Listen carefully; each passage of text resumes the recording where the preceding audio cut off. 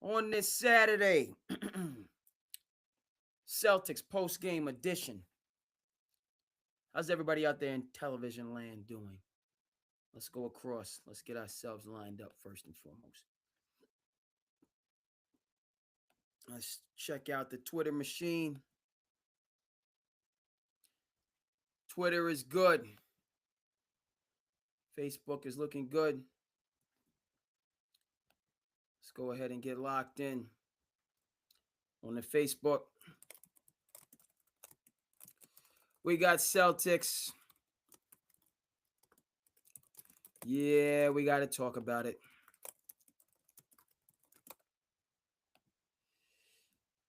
It's a sad time in Titletown. Mighty Casey has struck out. We're going to discuss. We are going to get right down to it. Twitter is good. Facebook, IG good. Let's go to the mothership. We rocking YouTube. YouTube is on point where it needs to be. Head over to the gaming platform, the Twitch. Make sure that Twitch is where it needs to be. Yes, sir. Yes, indeed.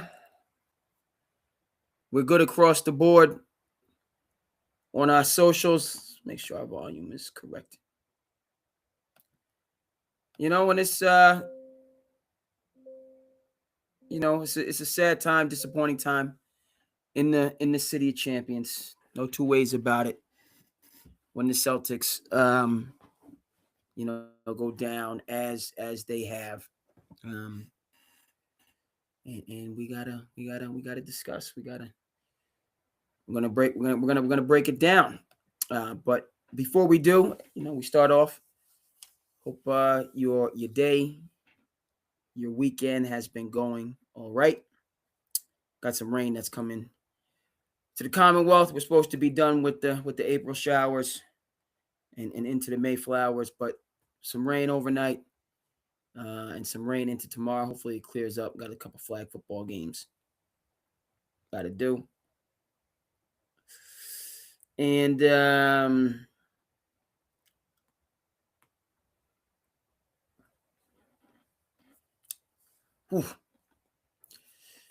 people are not pleased at all. People are upset here in the Commonwealth as well. They should. We got to keep, a little bit of perspective. People are losing their mind right now. Which, it's you go from Titletown a short while ago, the Duck Boats. One false move here, and you get knocked out by the New York Knicks under the capable leadership of Tom Thibodeau. All the while, you lose Jason Tatum with a significant injury. In the mix of that, then you go ahead and you jettison your X Factor, and one Mr. Drew Holiday. We're going to dive quite deep into that. So it's a convergence of things. Sixers got healthy, all at the right moment. Convergence of things. Okay, so we're going to jump into all that. Thank you. Those of you who are with the program for being here. And we're ready to go. Let's rock. Yes, indeed. Yes, indeed. Yes, indeed. Hey! SandCity to the business! I am your host, King Card King, artist formerly known as Andre King. What's going on? Thanks so much for tuning in to SandCity.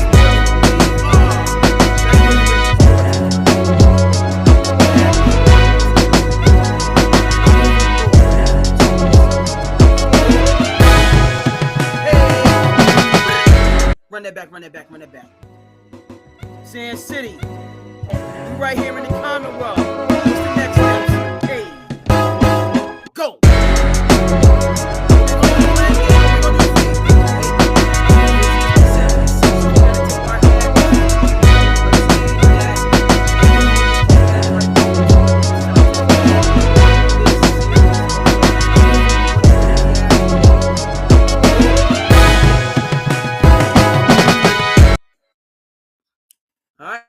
what side of that fence are you on? Look, for me, better team won this series. All right. The better team won this series. We're going to talk about 3-1 and how you let a team come all the way back from 3-1. There's a couple things that have to be kind of put in the mix with that. I'm going to slide on over real quick. Every episode I forget, I have something, I forget something. So I just got to get, so my seat, I'm not as young as I used to be. First of all, shouldn't be leaning back all the way that much. So I'm going to get something over here, and then we're going to dive into there's just a lot in the mix. Okay. Celtics give it away. Sixers take it. Are we pointing fingers? Is it this one's, that one's, the third one's, the fourth? Are we going, or is this the reality, that takes place when you break up a dynasty, right? So let me go ahead and get what I need right quick. Let me get that. 1, 2, 1, 2. And we right back with you.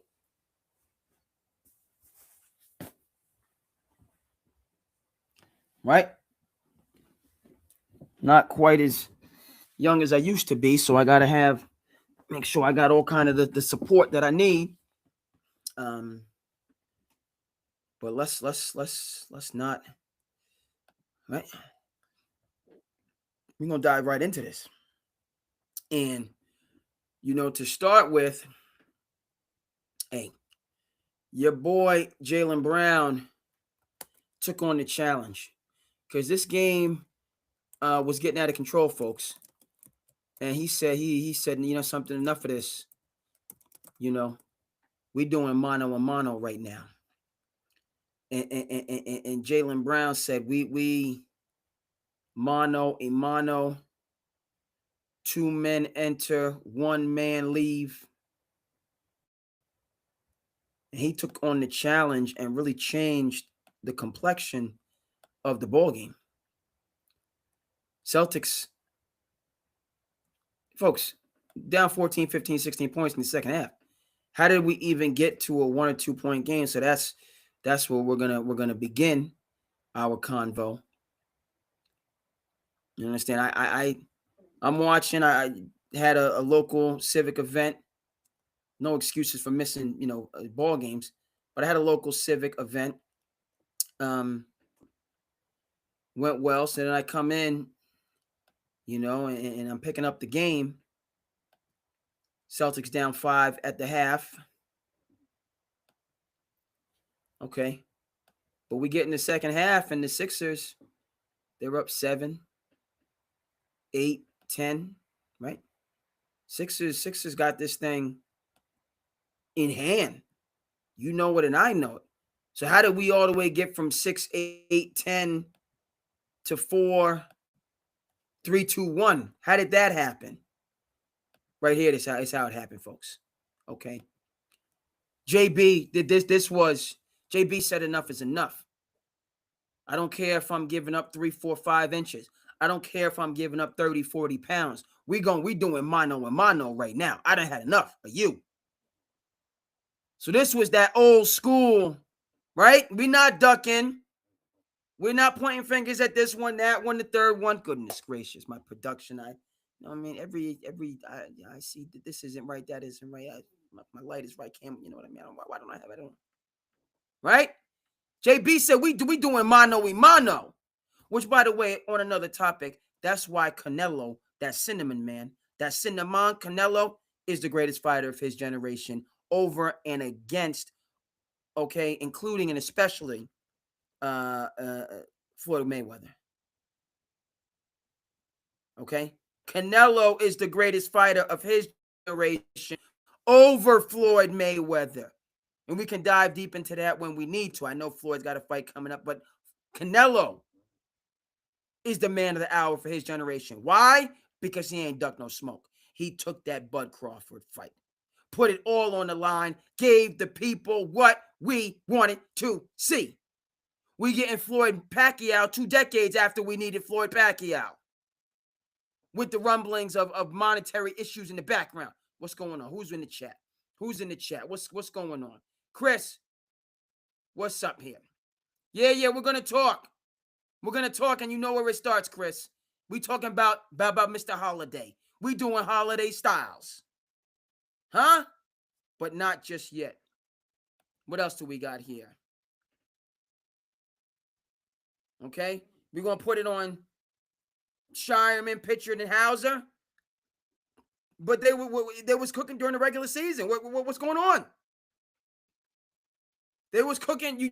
You had hard-working role players. You had your analytics. People were talking about NBA Finals because the East was. We're going to see what the heck the Knicks are doing. Goodness gracious. The Knicks put a BABC beatdown on Atlanta. The Knicks put a Leo Papil beatdown. That's the AAU type of hand. That's that AAU type of laying them hands on you, what the Knicks did. Okay? By the way, we got the AAU. I got to get out there and referee some of these games. I need that. I need that youthful energy. That's what I need. That was an AAU beatdown. Okay? Yes, we got 4 or 5 Division I players on our team. You don't even have a Division III player on your team. It doesn't make a difference. We putting it on you. We're going to make it clear what the difference between what we doing over here and your rec league thing that you got going over there. That's the type of things that we need in AAU, by the way. Okay? All these different teams and coaches tell you this, a parent tell you that. Get out on the circuit against the real competition and take your lumps. Take some of those beat downs. 40, 50, 60. Yes, we did that to you. That's the best experience a lot of kids, the majority of kids can get in AAU. Playing against a sneaker team and getting mollywopped by the sneaker team. Okay, internalize all of that. That is the best experience the majority of kids playing grassroots basketball could ever get. That's why you're paying all this money to be on this team, to travel to all these tournaments, to pay to park, to pay to get into this to the thing every day. Okay, the cash grab that's affecting our families is bananas. I benefit. I don't really benefit because my fee is not going up as a ref. They're not paying me no more money. I'm getting 30, 35 a game. I'm not getting 45, 50 a game to get screamed at by third graders. My money's not going up. Okay? So somebody's making money here because everything is going up. Okay? But what's the point? The point is for you to improve and progress and to get better. And nothing will do that for you. Okay, like really getting a true understanding of what the difference between the Joel Embiids of Montverde fame and the Jaylen Browns, Burger Boy fame, and you, Johnny, suburban, decent kid, good athlete, can score a couple points, but what's the difference? Take a 50, 60 piece to see and understand what the difference. And don't blame it on the coach. Don't blame it on your teammates. Don't blame it on society. Blame it on yourself. Blame it on yourself. Yes, you are 60 points worse than Mr. Embiid of Montverde fame, Mr. Jaylen Brown of ATL, Atlanta, Burger Boy fame. That's who you actually are. Now go back home and get better. Stop blaming people. Go back home and get better. Okay? That's the best thing that can happen to you in grassroots for all the doggone money and travel and everything else that you do. Back to what we're talking about right now.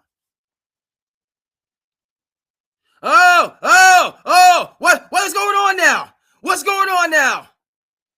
We need a point guard and a big, huh? We need what? Is this what's going on right now? Y'all missing Drew now? Who scored the buckets down the stretch? And by the way, I'm so proud of Jaylen Brown in terms of what he did. Folks, you realize the Celtics could have stole this game? They shouldn't have even been in the game with JT on the sidelines. They shouldn't even been in this game. I don't know what world people are living in. I don't know. It was a perfect storm.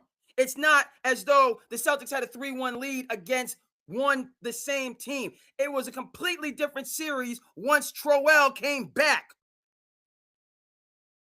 It's a perfect storm.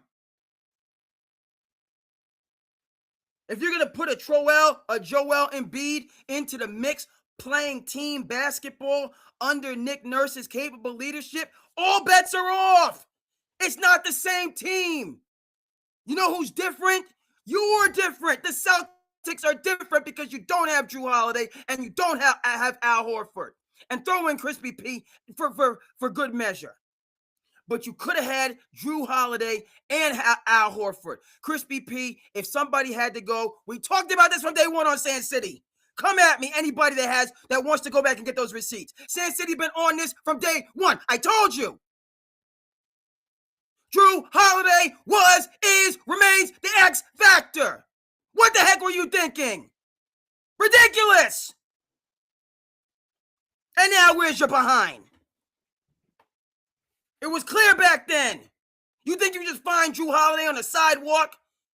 You throw in a Pritchard, a Hauser, a Shireman, the young man with alopecia, I forget his name, good player, good person, Garza, all these, you know what I mean, Rudy Rudigers. They're good people. You don't find Drew Holiday everywhere. Heck is wrong with you? You act like Drew Holiday is just somebody you can replace. He's 6'5". He's a bodyguard. He's a big dude. He's 6'2". Drew Holiday is 6'5". And he's strong as a freaking ox. Cornette over there with San Antonio.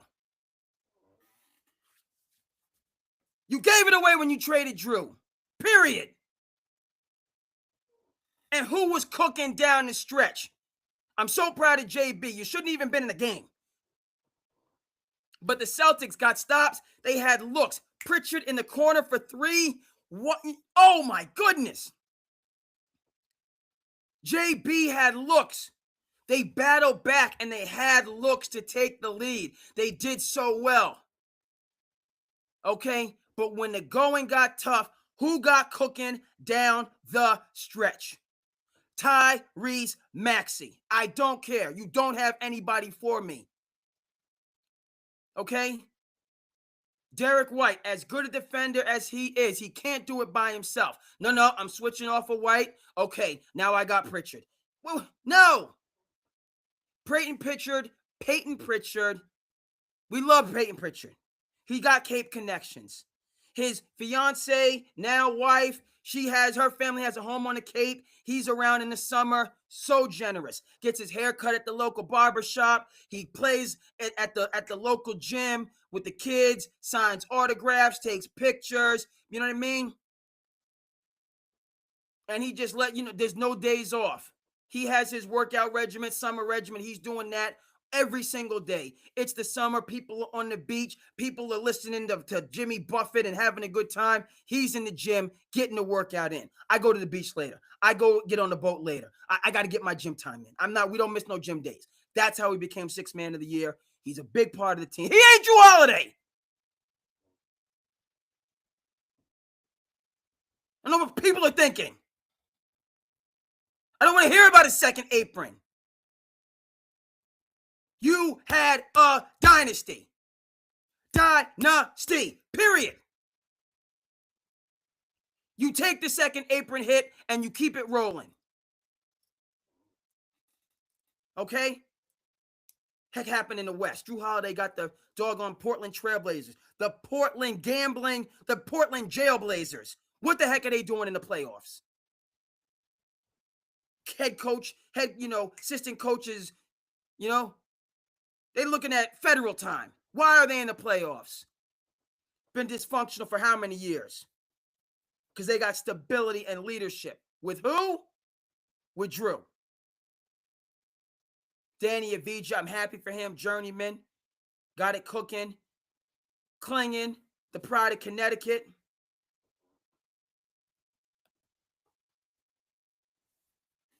I'll reach out to him. I don't know. He's not happy right now. He's not happy. I'll let him know that the people are asking for him. I know he's pissed. A lot of people. But the bottom line, it's not a bad loss. People are in their feelings like it's yesteryear. It's not yesteryear, people. That ship has sailed. Okay? There's supposed to be a gap year and all the rest of this stuff, and Tatum is out, and the team is playing well, and that's because half of the East is tanking for DeBansa and Boozer and Patterson and this deep draft class. It's not the East and the Knicks had to find themselves. So stop it. They overachieved in a down year for the conference. Then JT came back. It looked like, right? What did Carter say? It was all good a week ago. It was all good a week ago because Joel Embiid was injured a week ago. And if the Celtics have Tatum and the Sixers don't have Joel Embiid, then there's no two ways about it. Okay, so now let's get into what the heck actually happened. Okay, so first and foremost, the Sixers, like 6 days ago, got healthy. Number one.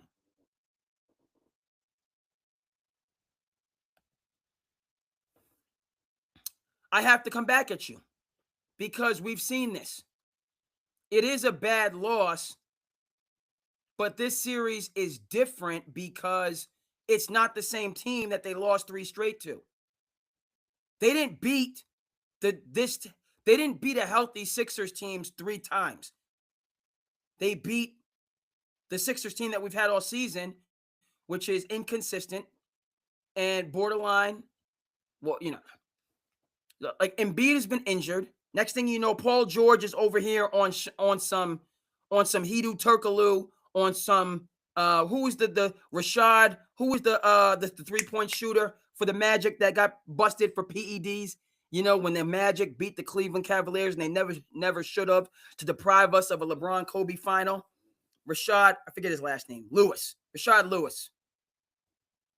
Who the heck knew Paul George was messing around with the PEDs and that foolishness? Okay, Maxey's in the lineup, out of the lineup. VJ Edgecombe is okay. It's different than when Charles Barkley gives up a 3-1 lead to the Houston Rockets in 95 when he should have got his championship after the Rockets embarrassed him the year before, coming back from 2-0. Phoenix gave up a 2-0 lead and a 3-1 lead in the years when Barkley should have got his championship. And those were 2 different Rocket teams because they traded for Clyde Drexler the second year. Okay? Different than when OKC had the 73-win Golden State Warriors up against the ropes. Because it was too even. The teams didn't change throughout the course of the series. The dynamics changed. And Kenny Smith talks about this. When you're down 3-1, you just have to win that first game to hopefully get it back to your place for game 6. And then you say, we just got to win at home. And then game 7 is a toss-up. Yeah, true. You split the season series with a team that wasn't healthy or together. Okay? So let's just throw that out first of all. It's 2 different series. It's the Sixers without Joel Embiid and then the Sixers with, and it's not just that Joel Embiid came back. He came back trusting the process. I don't know who this dude is. He's not berating his teammates. He's not rolling his eyes. He came back and got down with what the team was trying to do. He's not worrying about my turn, your turn nonsense. And he's got a NBA championship coach in Nick Nurse to use him in the ways that he needs to be used. Meaning, yes, we got Maxey over here who's our best player. There's no 2 ways about it. And we got VJ Edgecombe. We trying to do a Joe Dumars, Isaiah Thomas thing over here with what we got cooking going forward. So we got our 2, what kind of guards? Explosive. Those are 2 explosive guards. Not 1, 2. We remember when Maxey and Gilgeous-Alexander under Don Calipari's leadership, what? Huh? They have 2 explosive guards coming at you downhill, taking off from the dotted and punching it. on you. What? Lightning. That first step. Lightning. Who gonna mark up against them? Huh? Now, you can load up and help if you don't have to worry about Troel healthy, motivated as well. So what does Nick Nurse do? We're going to start with the big horse. Paul George bringing the ball up. We're going, and we just going right into the post. Old school, spread it out. Cada, he's a nice player. Do you know who he's not? He's not Al Horford. Al Horford, okay? A little bit broader shoulders. A little bit more experience in these big moments. I love Cada. He's a good player, and he's at, you know what I mean? Right? This is his first rodeo. He ain't been relied upon to go in and win a matchup. Never mind against a former MVP that's completely healthy, got the Super Saiyan energy. No. And Embiid, what did he destroyed Cada like he should, because Cada is not. He's a nice, young, up and coming. Cada is not. He had no experience. Not only is Al a little bit bigger, broader shoulder, you know what I mean? Not only can Al take him out as well and force Embiid to defend to the three-point line, but Al's been through this before. He's had to slow down a Giannis before. You know what I mean? Be there. Slow down a Luka. Help, you know? Al's got that. Never mind the old man strength. He's got the experience to go along with it. So from the Sixers standpoint, with Nick Nurse's capable leadership, okay, we going right to your weakness. We're hunting these matchups. Okay, that's the first thing. So you don't have an answer for Embiid. You don't. And I love JB stepping up and just saying, we don't have an answer. I'm just going to be the answer. And he won some of those matchups just by grit.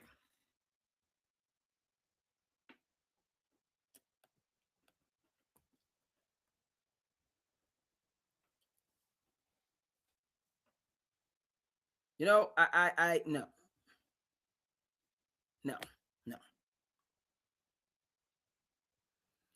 Celtics need to try to get Drew back from Portland. Period. That's it. Celtics need to learn from what Golden State did. You remember how Golden State traded away Gary Payton II to like whatever, and they brought him back. They're like, we need this dude. We need him. Yep, we made a mistake. We need him back. Y'all need to mend fences and get Drew Holiday back up in here, period. We're not, this whole idea, right? Because remember when we had that second, because the first year was derailed, then the Celtics should have competed for a championship because of Gordon Hayward's injury on game 1. So that was that season. And then when Gordon Hayward came back the second year, Kyrie turned from Dr. Jekyll to Mr. Hyde. We remember that? First year, he's like, I want to be a Celtic long-term. Second year, he's like, I don't know you people. Bad energy, you know. We got that Kyrie. Okay? So that was the end of the Kyrie era in Boston, which could have been championship, but Kyrie was in his Dr. Jekyll and Mr. Hyde.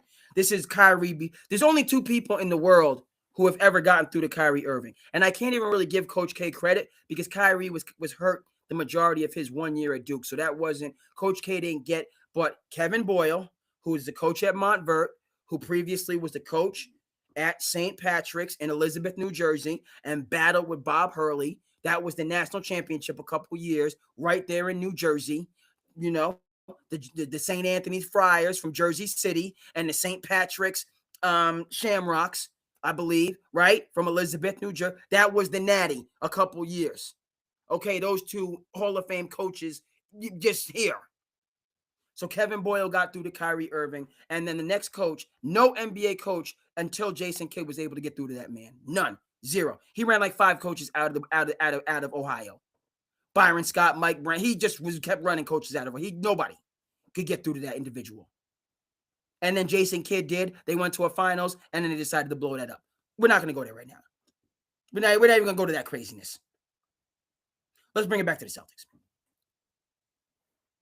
So you kept Kyrie's crazy behind the second year, just killing the entire culture and whatever. And then after that, you bring in somebody not as talented, but a team guy, Kemba Walker, and the Celtics started to get back on track. But you went through the Kyrie madness. Why? Had a negative impact on JT, negative impact on JB. We had one of the Morris brothers on the team. It was just a toxic environment. Why did that madness have to take place? Because Danny Ainge was trying to get what happened in Brooklyn and Boston. That's why. What's going on? I got to check with my people across the board. How's everybody doing? I know. It's not a, it's a tough time right now. Okay, checking my socials. Everything is good. SandCity, we in the building right now. We in the building. Okay. You went through the craziness with Kyrie because Ainge wanted, because Kyrie had the relationship with KD.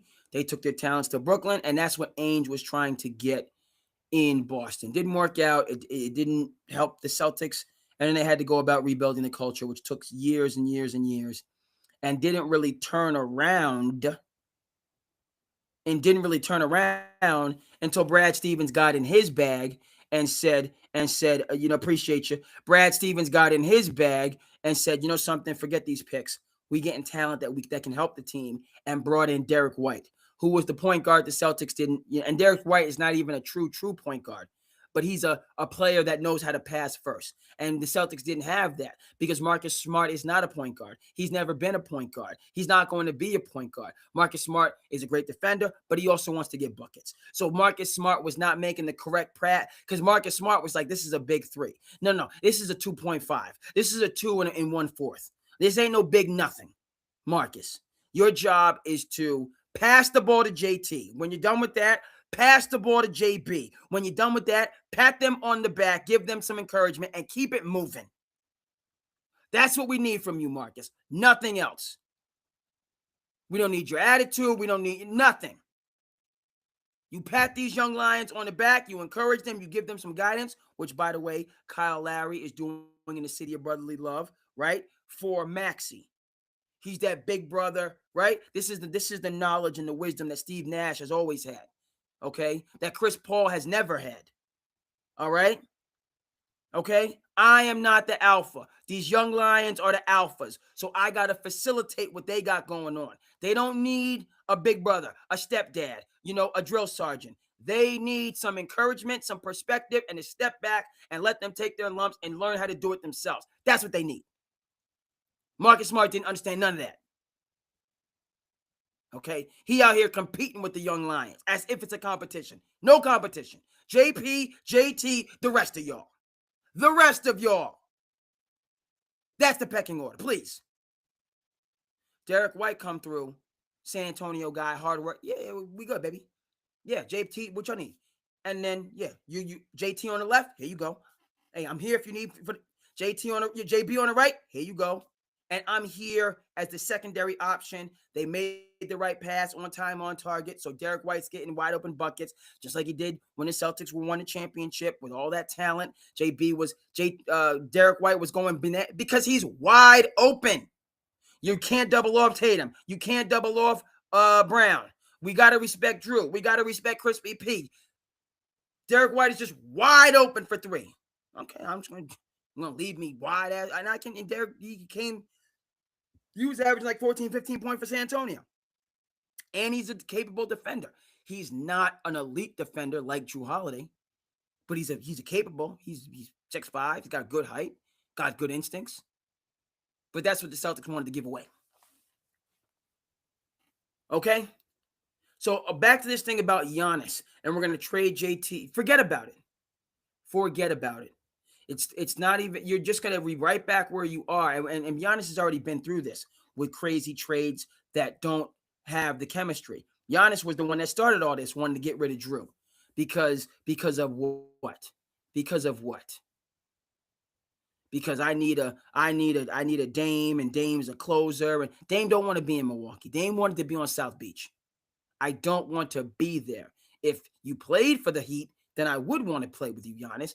But you're in the frozen north, eating cheese curdle, and I got no, right?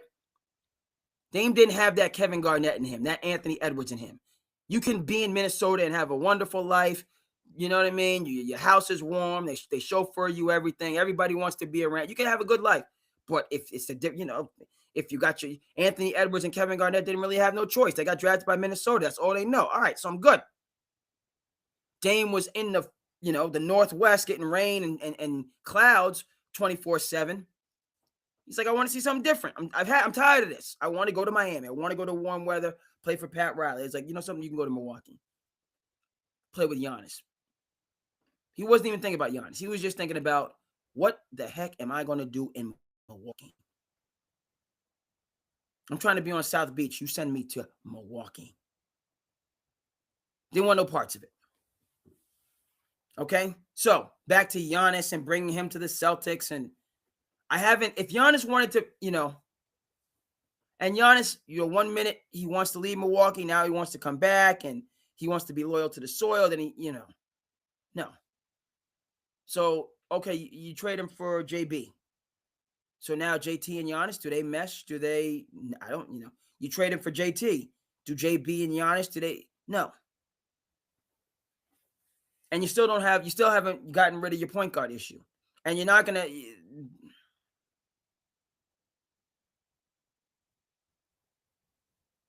Celtics need to get Drew back, yo. Just admit you were wrong and try to get Drew back. Try to see if you can get Drew, Derek White, JB, JT. If you can get that mix again. All right, because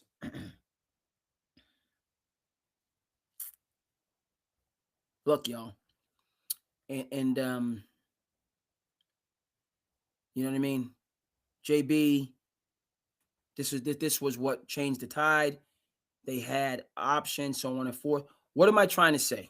What am I trying to, just to get out, right? When the going gets tough for the Celtics, okay, we see in this instance that now, your best player or second best player now has to become your best defender. And this is a matchup that is, he's oversized. Obviously, Joel Embiid just backed him down a number of times. And, there was like a 50-50 split. Embiid was scoring, but then a couple of times he would just miss those bodies out to get rebound, whatever case may be, whatever. All right. But here's what I'm getting at. Look, folks. Who's going to guard Tyrese Maxey next year when he's back? And they might have Darren Patterson, Cameron Boozer, or Debanza to go along with him. All right. Who's going to guard Tyrese Maxey? They already have problems with JB on the Knicks. Who's guarding him? Okay. The Celtics gave away their defensive identity along with their team culture when you jettison Drew.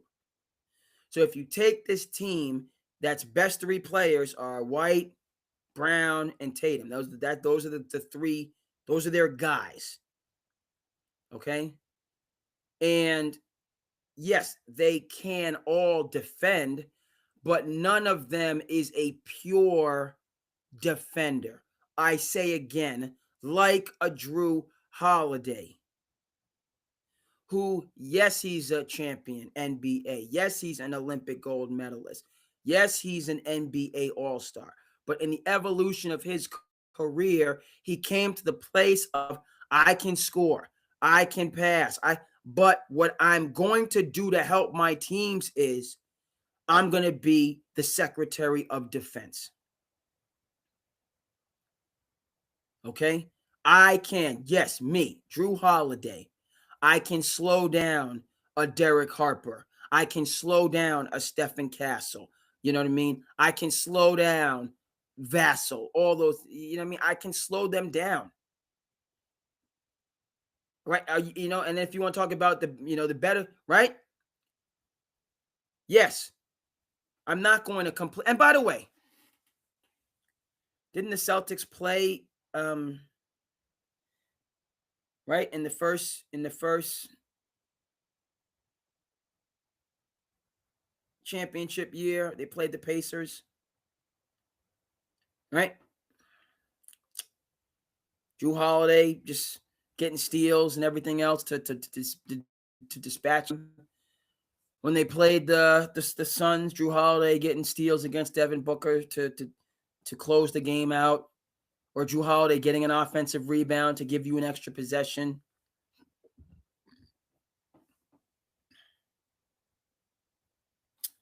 I'm not coming off of this, folks.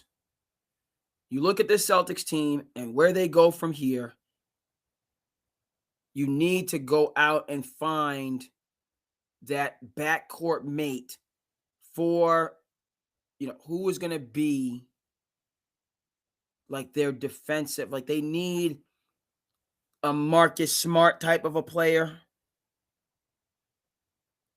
Just somebody to take the defensive burden on the perimeter off of,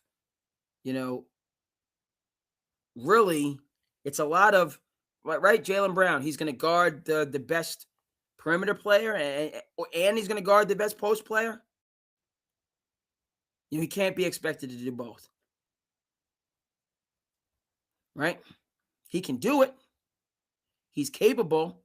But now if you're forcing JP or JT to try to keep up with a Maxey or a Halliburton or a Jalen Brunson or whichever other guard in the East that you want to talk about, if that's what you're forcing them to do, then that's taking away from your offensive arsenal, right? Celtics championship, right? Their offense in that championship year was analytically one of the best in NBA history, right? Well, of course, because JT and JB can just roam free and hunt baskets. Yes, they're going to play defense, but they don't have to. They can play players like them, 6'7". They're not having to get low and defend these smaller, explosive guards. Because Drew and Derek White could do that. So they could play more naturally, not having to go above and beyond. It reminds me of when Michael Jordan in the 80s, when he was getting pummeled by the Pistons and the Celtics, he doesn't have a Scottie Pippen that's ready or a Horace Grant that's ready to lighten that load. Yes, Jordan's a great defender and he's going to do his part, but then you put a Pippen and a Horace Grant and a John Paxson with his experience and a Bill Cartwright, who, by the way, talk about a center who would have given Embiid some problems. That's not Cada. He's not there yet. Cada is not no doggone Steven Adams yet. He's not a DeAndre Jordan yet. Right? The type of a center who is going to lose a matchup because he's not a Ivica Zubac, who, by the way, has come to the East and is going to be helping the doggone Indiana Pacers. Okay, he's a nice, athletic, serviceable, but he's not those.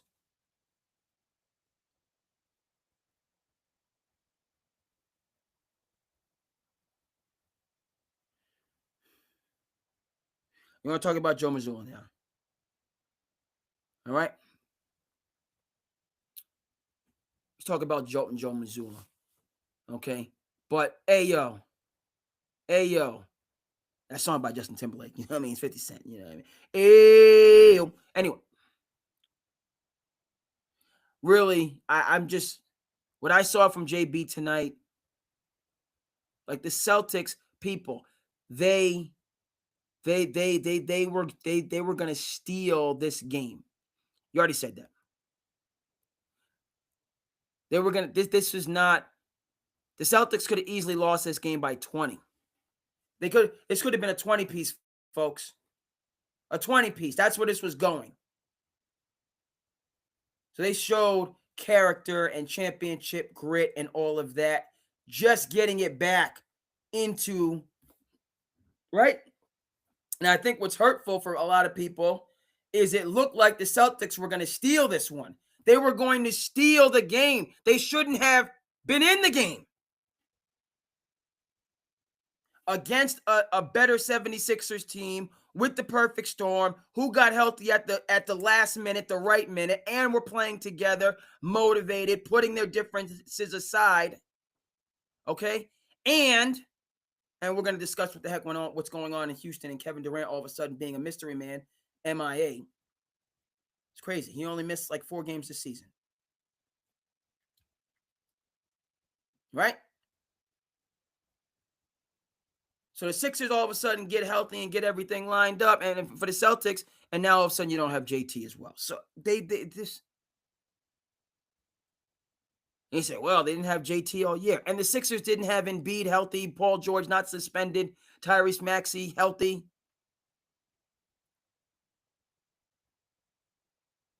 So it's 2 different things, right? All right, we got to talk about Joe Mazzulla. Good, you know what I mean? We got to get some perspective on Joe Mazzulla. This is we got to get perspective. All right, and I'm a Joe Mazzulla guy. I like Joe. Okay. So let's clear that up. Let's make sure that is right.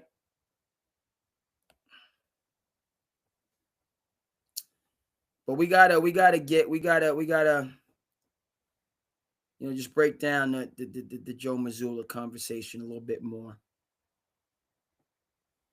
Where's my art? There's my art. Good. I got it.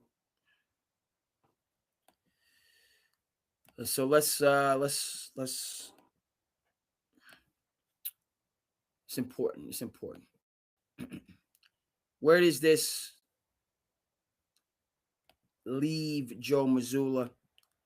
All right, we're gonna dive into that now. But shout out to JB, yo.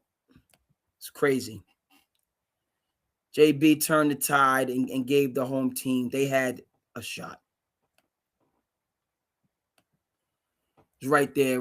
They was right into the mix. Okay, Joe Mazzulla. What's I mean, I was singing this today. My old Fuji. What's going on? I'ma give you very soon. Done. It's a gun by my side just in case I gotta run. The boy that's on the side of Babylon. Your boy on the side of Babylon. Boy on the side of Babylon trying to front like he down with Mount Zion. He said, what's going on? That Fuji la la la. Mazzulla would remember these tracks. Let's get into Joe, folks. All right. We're going to start from the beginning, the genesis with this. We're going to start from the genesis, okay? Look. Joe Mazzulla, he wasn't supposed to be the doggone head coach in 2023. He wasn't even supposed to be there in the first place, right? MA had just taken the team to the finals. They gave the Warriors some go, right? This is the Boston Celtics before Derek White. This is the Marcus Smart, Jason Tatum, Jaylen, right? Al Horford's in there, but they didn't have Derek White, who would have helped them tremendously. Okay. MA gets them through to the finals. Huge. Okay. MA can't handle his success. He's over here mistreating working people when he himself is a worker that climbed the ladder, and now all of a sudden he's going to forget where he came from and be disrespectful and antagonistic to other working people. Unacceptable. Don't know what happened. He wasn't charged, in any court of law, but something was happening that was not right. And the MA should have known much better than whatever happened for him to have to be suspended and eventually the Celtics. All right? Okay. So, Joe Mazzulla, at the end of the 2022 season, he is the fourth, 1, 2, 3, 4 coach on their staff. On a loaded coaching staff. Loaded. You got M.A. You got Will Hardy, capable coach. I don't know why Danny Ainge has Will Hardy shackled down, not allowing him to coach Utah to wins because he can do it. I don't know what the heck is going on. And okay. Maybe they're going to get the ban. So I don't know. But Will Hardy's a good coach as far as I'm concerned. He can coach. M.A., Will, Damon Stoudemire. It didn't go as planned in Georgia Tech, and then Missoula. He's fourth on the totem pole. Will Hardy takes his talents to Utah with Danny Ainge. Okay. Right? Then the M.A. disaster. Okay. Right? So M.A.'s out. So Will and your 1 and 2 coaches are gone. Now, you probably, right, you're going to go with Damon, right? Because Damon has the more experience. But the talk is that Damon was a M.A. guy. Damon didn't like how the M.A. thing went down. So, so Damon felt, and I'm sure other people in the organization was like, you know what I mean? Again, being on the inside, seeing how things work with your team and then other teams, being aware of other situations that have happened, that are happening. Okay, your perspective is going to be different than mine from the outside. I'm not changing my view. My view is not changing on M.A. and what happened here. By the way, shout out to SandCity Sports. Yeah, shout out. You know what I mean? My man Plenty Sneaks with the logo. Appreciate you, Plenty. You know what I mean? Because I'm not artistic creative like that. Obviously, your boy going to talk. I'm going to talk to you.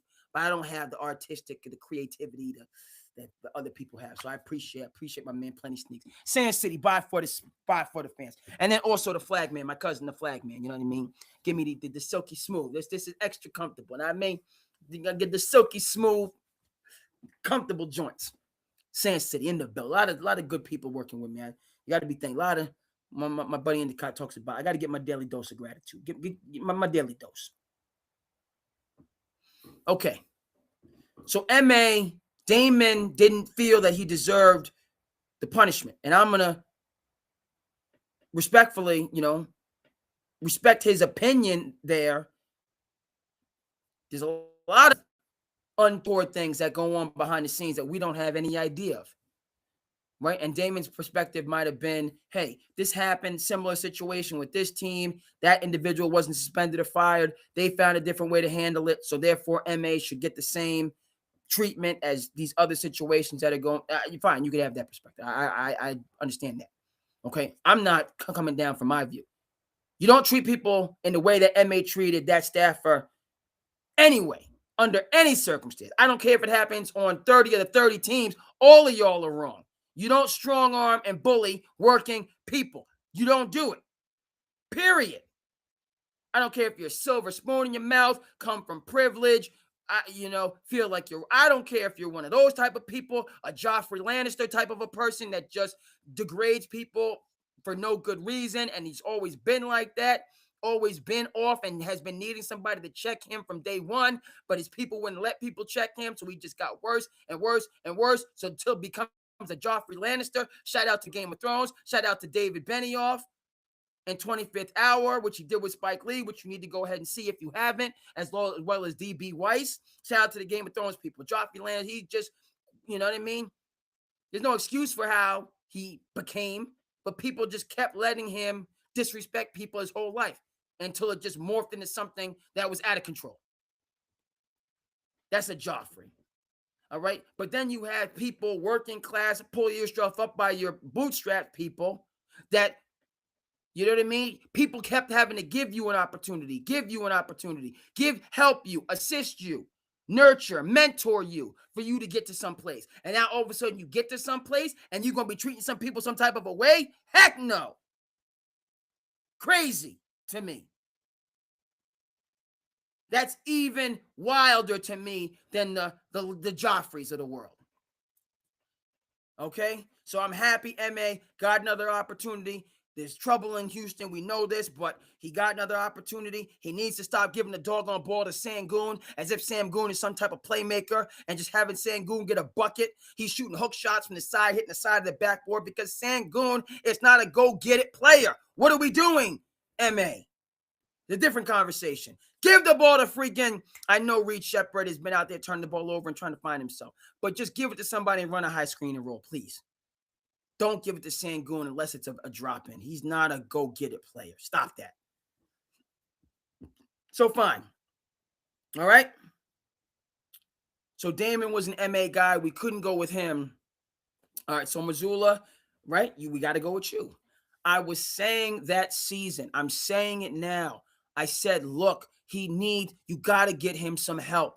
You don't just go from being the fourth coach to now being the head coach of a team with championship aspirations. So I said then, you got to get like a Frank Vogel.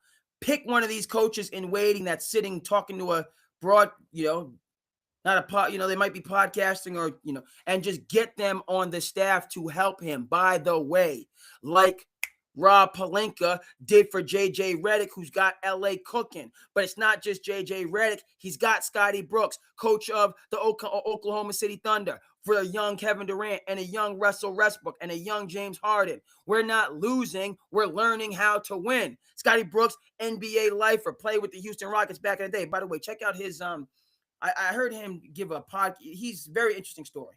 How he made it to the NBA, very interesting. Just a worker and old school. All right. But you got Scott Brooks on one side of J.J. Redick and Nate McMillan on the other side of J.J. Redick. What are we doing? Two head coaches in the NBA to help and facilitate. And J.J., you are the philosopher. You are the visionary. But we're the accountants on both sides of you making this thing go. You got ideas and thought, okay, but we can take those and put it into something in real time that can work. Who did Joe Mazzulla have in you? It was him. It was just him and Brad Stevens, who was upstairs. He didn't have the support. So you talk about how the heck you get in a situation against a Miami Heat team that doesn't even freaking have Tyler Hero, and how you go down 0-3. Doggone it.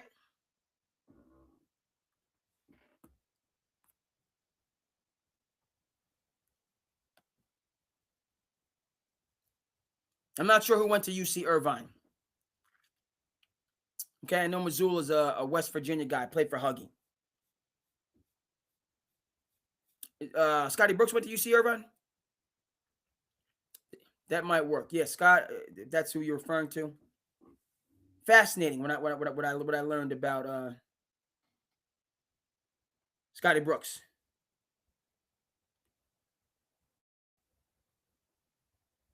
Bro is out west. He's got to get himself in order, and then he said he'll jump on. Very love to hear his perspective. Yeah, Scotty Brooks. Cali guy. He's a grinder. Nobody gave him nothing. Kept at it, and built, earned, a career in the NBA. He's still going strong. Right? So Joe didn't have no doggone help. He didn't have help that first year.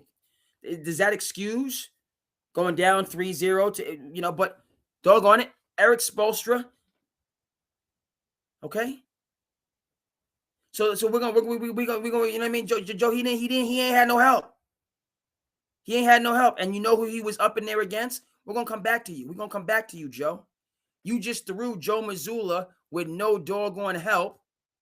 And now who he got to battle? We're gonna get him for you on the screen because he's here right now.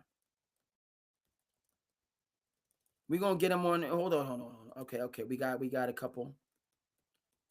I gotta find him, but we're gonna find him. Y'all just threw Joe Mazzulla up in the mix with somebody that's been tried and true and been doing this. You know what I mean? From day one. All right. And that's the one Mr. Eric Spoelstra. We're gonna show the difference.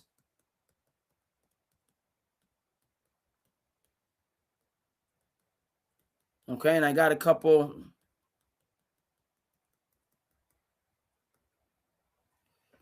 I might have to work back from the bottom. But we're gonna find this art to have this conversation. Since I know that it's here.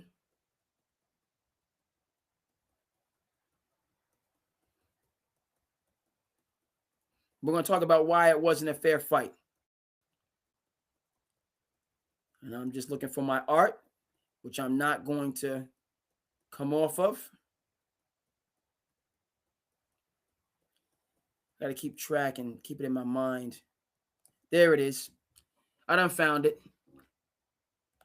I done found the art that we need for this little conversation. I'm glad I you know what I mean? You're going to throw Joe Mazzulla in a cage fight against this guy. Heck are you thinking? What the heck are you thinking?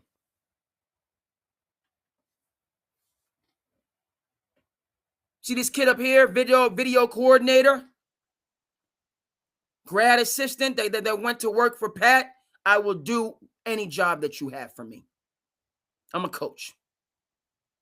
Okay? I'm here to work. Well, a video, that's my job. Okay? And I'm taking that video coordinator job like I am Pat Riley in the 80s with the hair slicked back, coaching the Showtime Lakers. That's how seriously I'm taking my video coordinator job. And working, grinding, day in, day out, week in, week out. Like, by the way, a Luke Murray, proud of him to get the BC opportunity here in the Commonwealth, who was grinding with Danny Hurley for like 2 decades almost. 14, 15, 16, 17 years. Living basketball as his assistant, learning the ways. Okay? Before he gets his opportunity in the big chair. Excuse me. Right? So by the time 07 or 08, whenever Spoelstra comes in and takes over, after Pat Riley handed the baton, after he jettisoned Stan Van Gundy in the 06 season, because Stan Van wasn't doing what Pat Riley said he needed to do, Pat Riley, okay, enough of you. You got to go. I'm coming down and doing it myself. I've been telling you what to do. You ain't finna do it. I'm coming up. You go. And Stan Van, hey, I love Stan Van. You know my love for the Van Gundy family. But what did Pat Riley end up doing? We got him a championship that year. Pat Riley said we've been battling back and forth. You ain't hearing what I'm saying. You ain't picking up what I'm putting down. I'm coming down from the front office. You can get the step in, and I'm gonna show you what I mean. What does that mean? NBA championship. Riley, that was the end of that discussion. Whatever they was beefing at, and I told you I'm a Van Gundy, but Riley was right. Because he came down there when they won a championship. And they want to do this, but you don't want to test me, I'm going to show you something. And after they won a championship, what happened? He turned the reins over to Spo. That's 07-ish.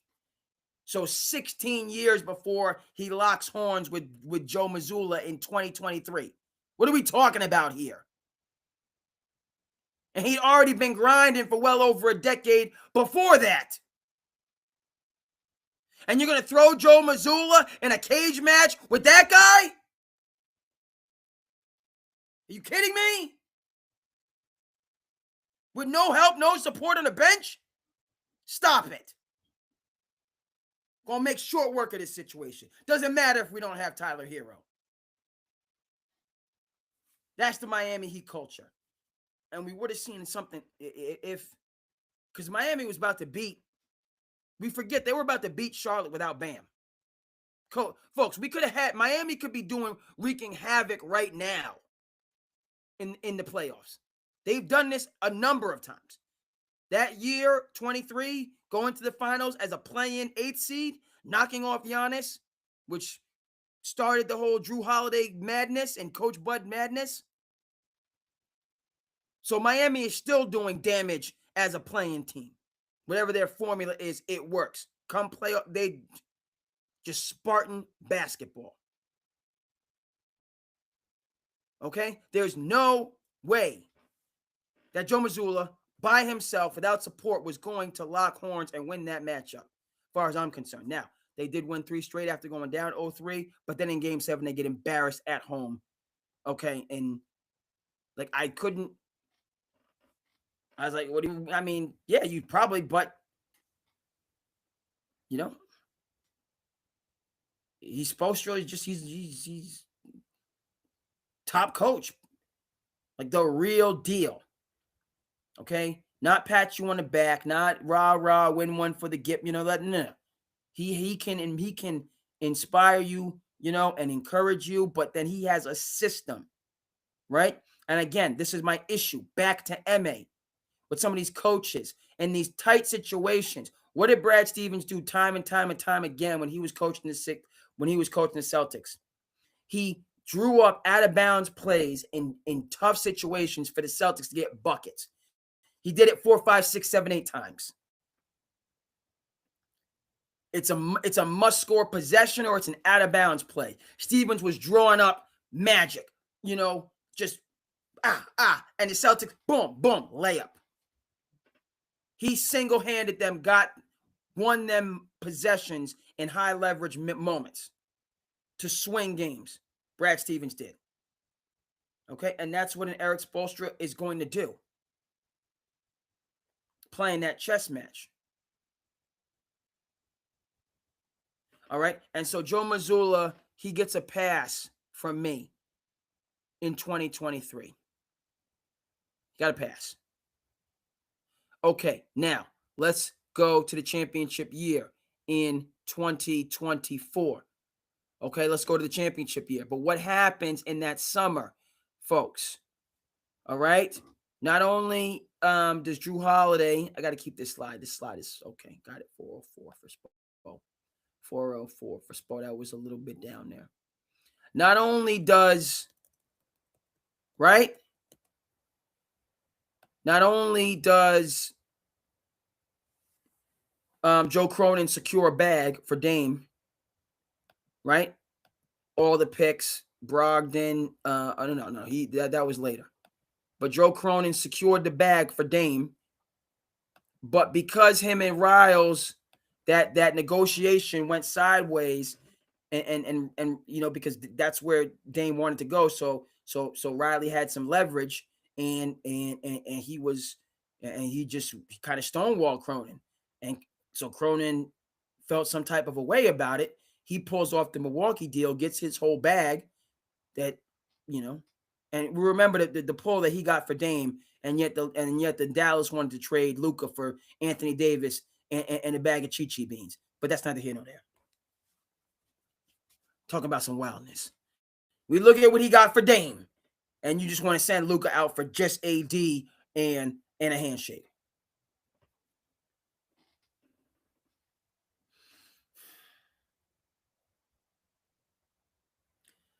Okay, so now Jrue is in Portland. Doesn't really, he ends up back there, but you know what I mean? He's not really trying, so he's like, all right, we're going to move Jrue. Jrue wants to go to Miami, but I ain't messing with Riley because of what happened. I'm not speaking to that man. Okay, you know what I mean? Honestly, we on some on site, I feel some type of way about him. You know what I mean?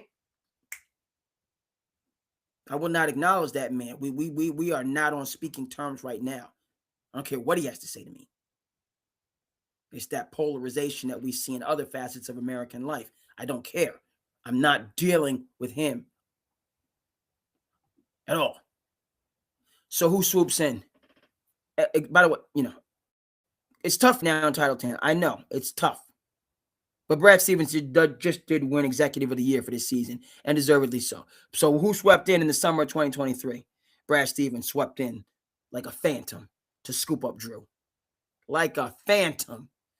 Brogdon, was kind of, you know what I mean? And they would have been good with Brogdon and White. They had something good there.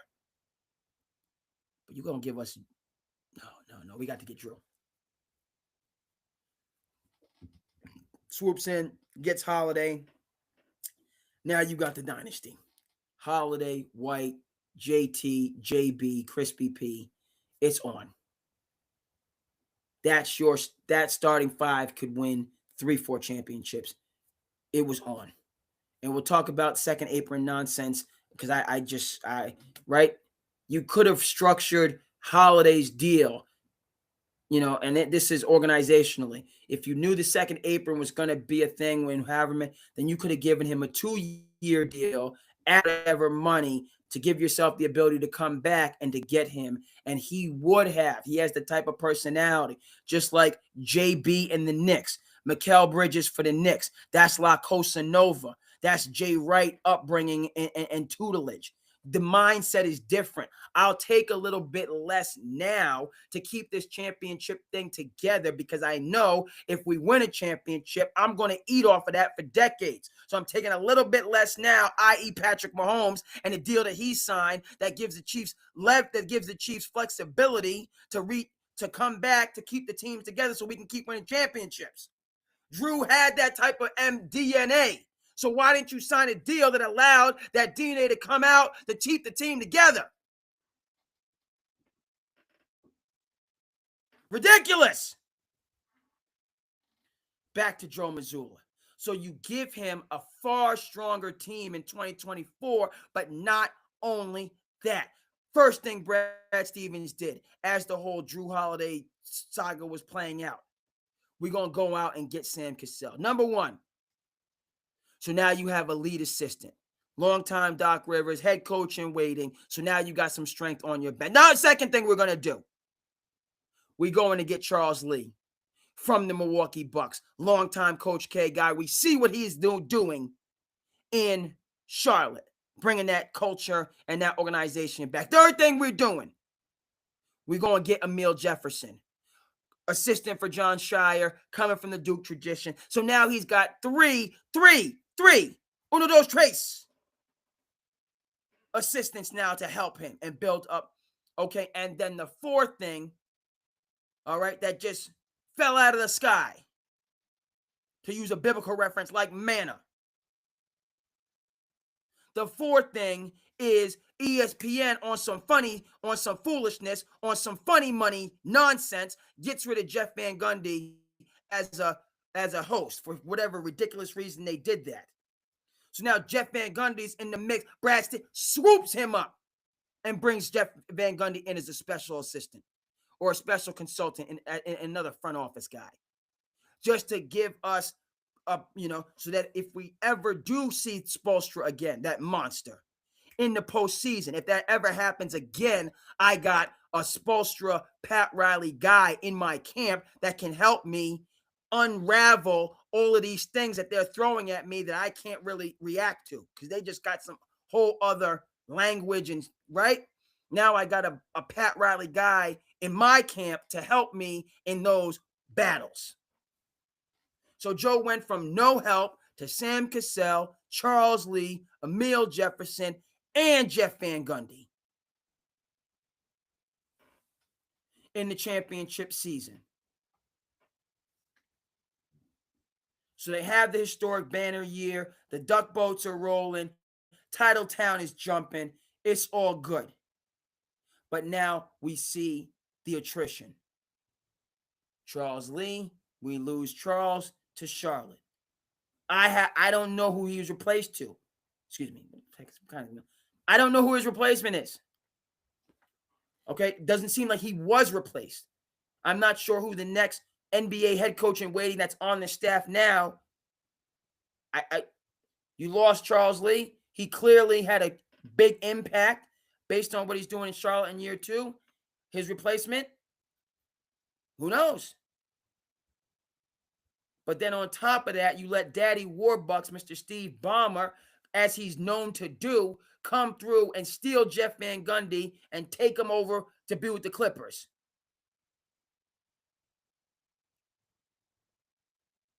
So once again, 2 NBA head coaches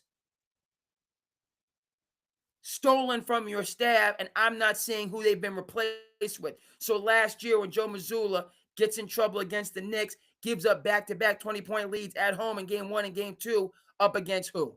Who was he locking? You already know.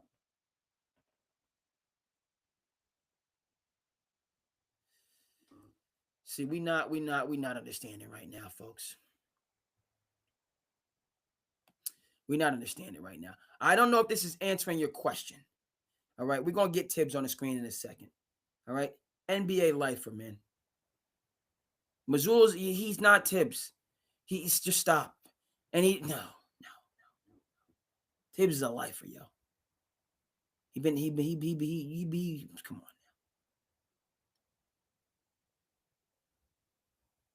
And then this year, supposed to be a gap year, a bridge year, and okay, but it seemed to be, the analytics and the young guys and out-efforting teams, right?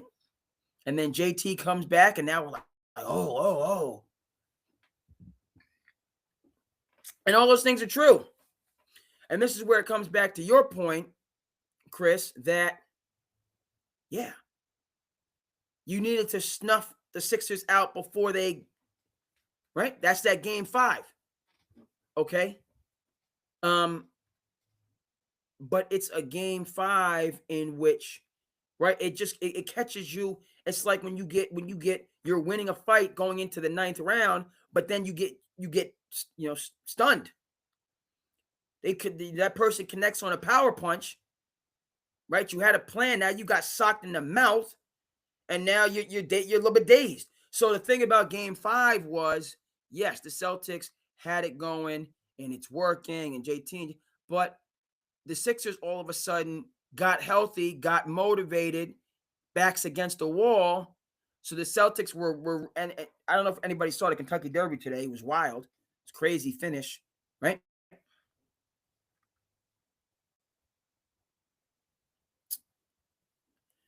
See if we can get that on the screen. Happen to watch the Kentucky. Let's see if we got the. Let's see if this is the actual race.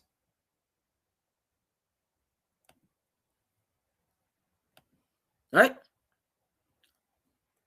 We'll come back. I mean, this series was it mirrors the Kentucky Derby. It just does. So let's just, if y'all didn't see it, this was box office. It was box office today.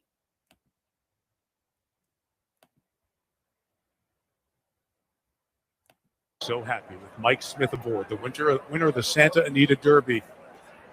That emotional opportunity. Great White, the big horse we saw a moment ago, something cooking, kicked Alex Achard, who's making a Derby debut, the jockey off the horse, the 34-year-old Frenchman. Donna Brothers down there watching. Donna? It's not the doggone race.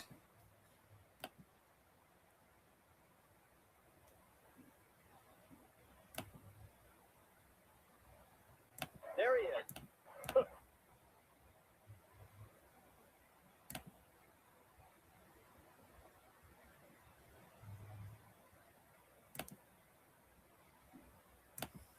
All right. I got the right clip. Let's bring it up.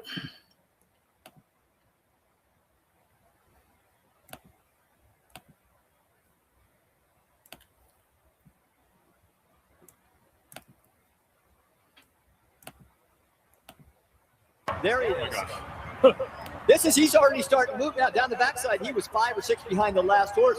Great ground-saving trip by Jose Ortiz. Sometimes when you're that far back, Mike, that everybody makes their decision already, and you're left a lot of open lanes. Now he'll shift him out. Look how far this horse is going to run into trouble right? If he doesn't, and he takes aim. Now all of a sudden the Sixers get healthy. And what a tremendous Celtics are head out. They're out. That's a lot of ground to make up in the stretch of the Kentucky Derby.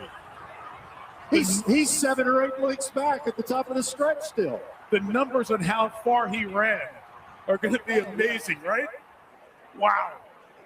And this is the pedigree of this horse. He has been dead last or second to last in almost every race he's run, but made a charge like this in a moment like this. A historic moment, Nick Luck. Truly, Mike. Yeah. So there you go. I'm on the wrong screen. No, let's watch it again. Again. There he is. Oh my gosh. He's Celtics versus Sixers in a nutshell. 5 or 6 behind the last horse. This is without Embiid. Jose Ortiz. Without Embiid. Everybody makes now with Embiid. Okay. Okay. Shift him out, as he knows Now he's all of going a to sudden run with into trouble Embiid, if he Embiid is doesn't. And he healthy. takes aim on his brother. He finds his lane. And what a tremendous We kick out. by Golden Tempo. That's a lot of ground to make We up on the are stretch out. of the Kentucky Derby. He's 7 or 8 licks back at the top of the stretch still. The numbers on how far he ran are going to be amazing, right? Wow. And this is the pedigree of this horse. He has been dead last or second to last in almost every race he's run, but made a charge like this at a moment like this. A historic moment, Nick Luck. Truly, Mike.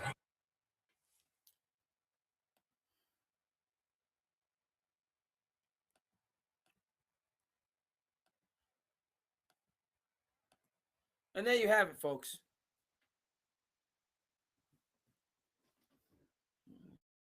Without Embiid, with Embiid. Okay. So where do you go from now? Where do you go from here? Let's get Jolton Joe back on the screen. You know, with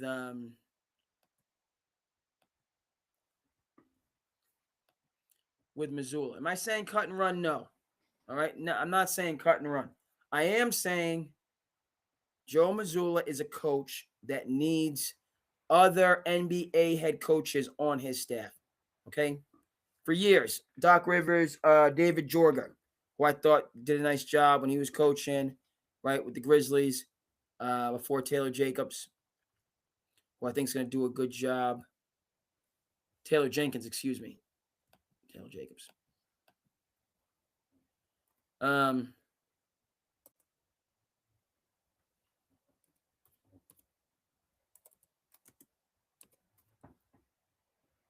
Yeah. Right? He needs a staff around him to help him.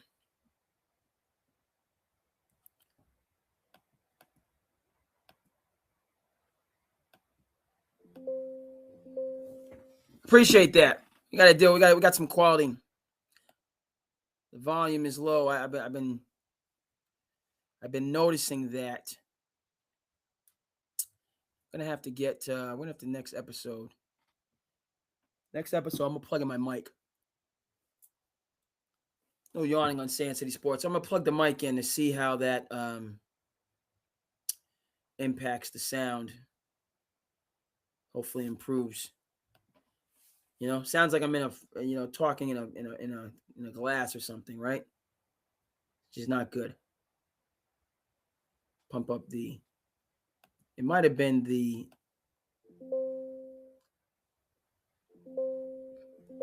The microphone volume. I'll take a look at that. And, increase the microphone volume. That might have had something to do with it. But we got to have good acoustics, sound design. Gotta have. So I appreciate that feedback. But yeah, that's my thing about Missoula. He needs. It can't just be Sam Cassell and some Brad Stevens hires. It's got to be Sam Cassell. You got to throw a Mike D'Antoni in there or whoever, right? Excuse me. How many years was Mike Brown Steve Kerr's assistant? Before he got back in the head coaching, right? He was there for a minute. Okay, so that's what Missoula needs. The Celtics need to bring back Drew Holiday. Period. Admit you were wrong. Okay. Because a couple things. So just about the team. Let's JB, JT are healthy. So your big three is now White, Brown, and JT. All of whom are Derek White is more of a natural ball handler, facilitator. He can do that. But they're all 6'5", 6'6", 6'7", 6'8". They're essentially wing players. Derek White is more of a natural guard. Okay. Who's going to stop Embiid or Cat or Ivaka Zubac, right? So you gotta find your Steven Adams, your DeAndre Hunter, you gotta find that big. It was shown that Kada is but Kada is not those type of bigs that can, think about like a Valanciunas. You need more size, and you make a good point about Cornette. Cornette, but I think Cornette and Kada are a little bit similar, kind of similar, right? You need a step up from that. Okay, you look at the years that Ivaka really could have been an all-star, should have been an all-star, but his name, it's not appealing. So they, but he was playing all-star level basketball in the West. Okay. So people, he's not really, but he was at that, and there's no comparison between a Zuba, a good example is what I'm talking about is what Minnesota has done with Rudy Gobert. How Rudy is there to slow down the dynamic bigs in the West. Is he going to stop Joker? No. Even though this last series was bizarre. But he can slow those players down. And Celtics don't have that. And they don't have a point guard, okay, who can guard. Right? They don't. They had that, and right, or a guard that can guard. But then it's tough because you're essentially looking at a situation where, all right, let's say you bring in a Marcus Smart or a Tony Allen type of a player, but they're not gonna, like a Tony Allen wasn't initiating your offense, even though he was a guard. Marcus Smart wasn't known for initiating your offense, even though he's a guard. So the point is, and the reason that Drew was the X factor is that not only did he take care of those necessary defensive responsibilities, as the Celtics learned the hard way today with Tyrese Maxey having this deciding buckets of the game and series. So the Celtics learned that the hard way today. That part of Drew's value to slow down those type of explosive guards. But also on the other side, he was the point guard. He was the individual. He was the quarterback, putting other players, the team actually, in position to be successful. Drew was the setup man for JP, JT, setup man for Drew Holiday, setup man for Derek White. You could just give Drew the ball and everybody could just get to their spot. And he was going to find you. Right? Right? Remember, Patriots lost to, I believe it was the Eagles, and Giselle was not, this is when he was with Giselle, she was not too happy. I was talking about, my husband can't throw the ball and go and catch it himself. Kind of shots fired there. But yeah. So if you have JB initiating, then JB is not an option. If you got JT initiating offense, then he's not an option. Right? And then what do you have beyond that? You got that 1-4 nonsense, top of the key, ha, which ends up with what? A long three.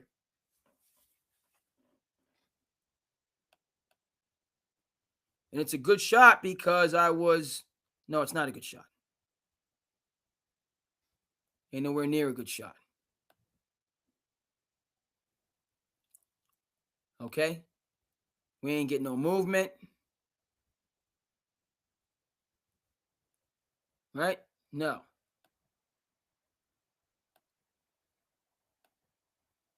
So yeah, Celtics.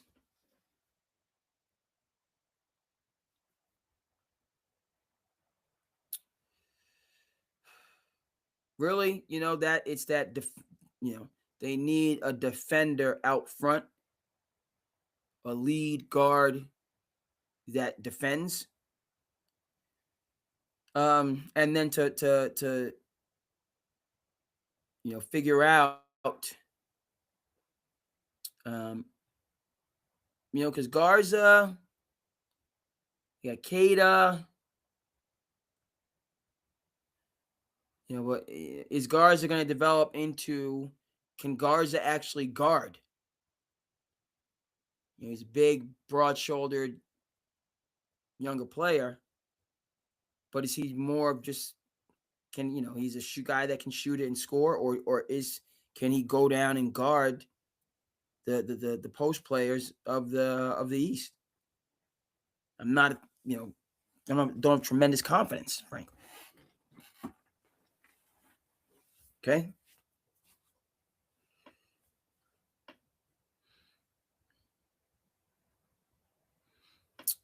The Lakers, I'm trying to, in conclusion on this point, it's like the Lakers took a chance on Ayton. It's working better now, and it's had its ups and downs, but that's what I'm talking about. And Ayton, for all of his inconsistency, would have slowed down Joel Embiid more than the serviceable players for the Celtics, but they're not, they're not those players. And again, you talk about an Al Horford, but Al's just getting up there, man. He's getting right. That was his thing. And you look at him and he's still a big, strong guy and won the championships with Billy Donovan and all that stuff.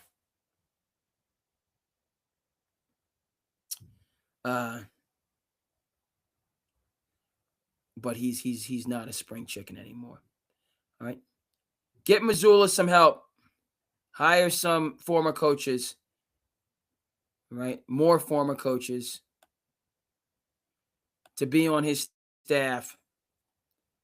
To so that he doesn't have to do it all. Military justice. Not that he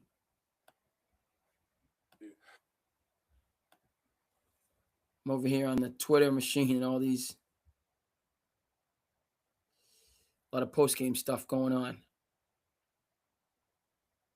I will but I'm glad that the program is running. All right, let's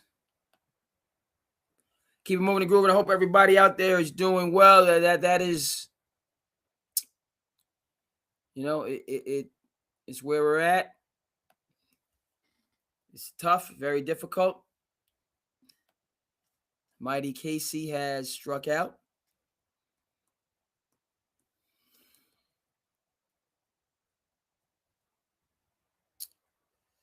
And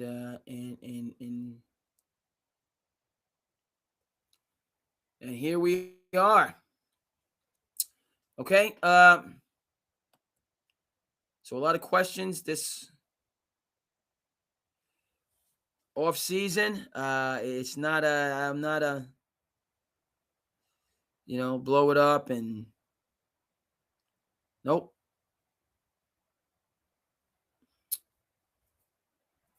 We gotta just trying to see what the schedule is.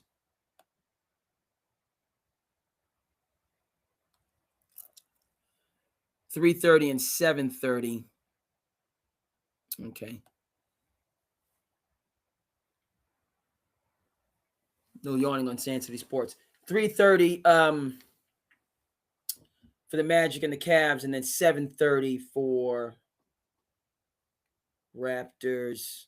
Excuse me, the Magic and the Pistons. 7:30 for the Raptors and the Pistons. So I got a referee tomorrow, so I'll come in hopefully by about halftime for the Magic and Pistons, series.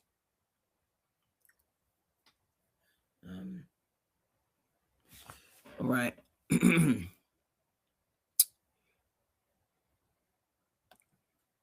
All right, so let's take a look out west. Come back to the Eastern.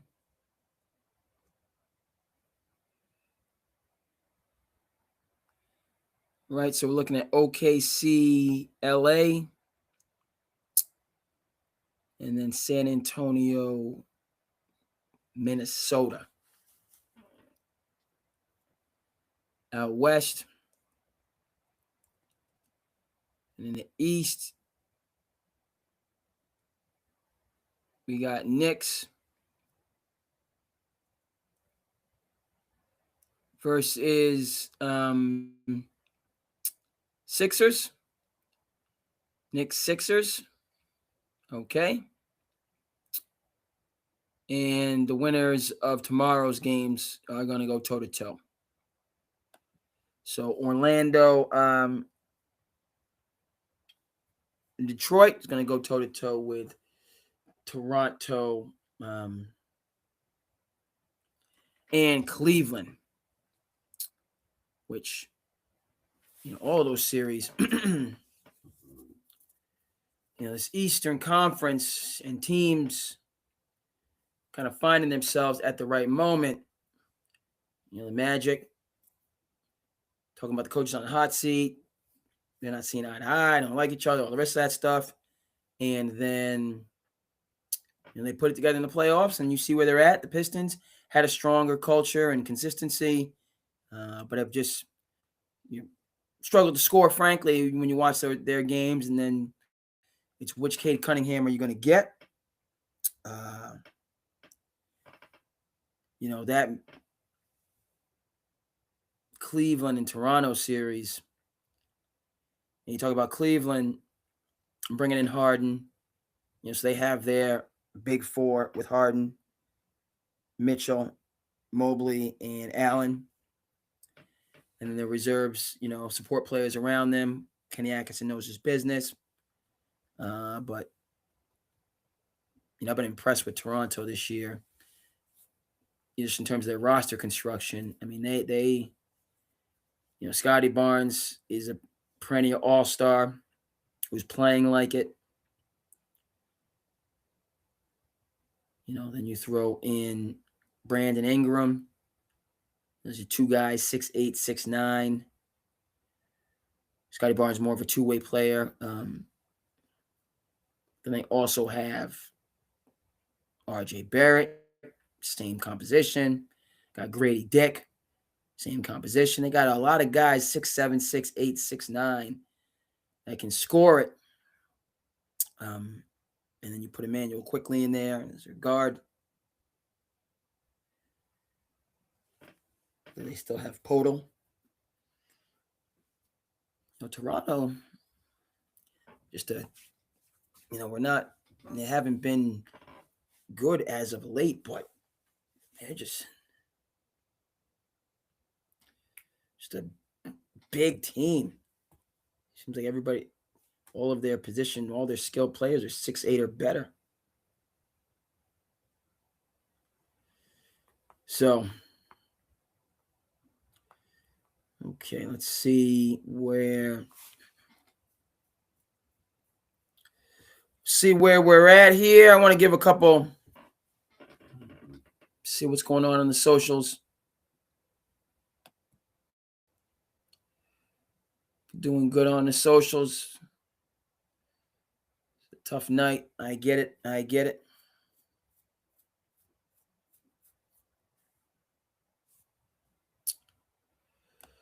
All right. All right, we're going to shift gears for a second.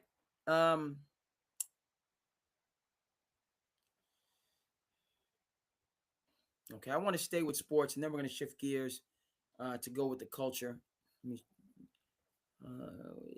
Before, I want to just stay a little bit consistent. It'll be a lot consistent, not a little bit consistent. Okay.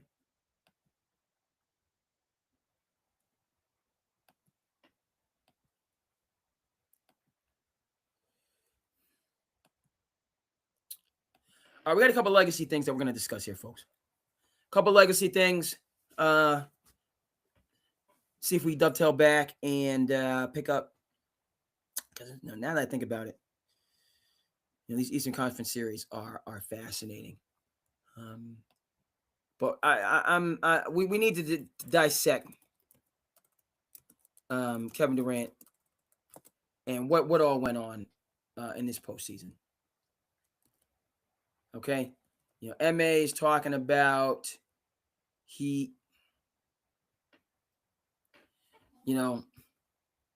MA said there's still his I gotta see exactly how MA put it because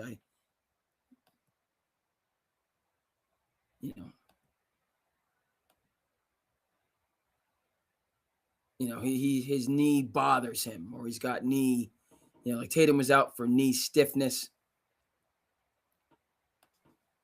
Let's see here. Okay.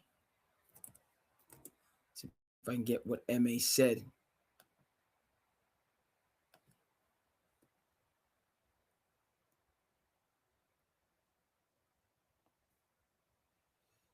I need this quote, and then we're gonna build from there.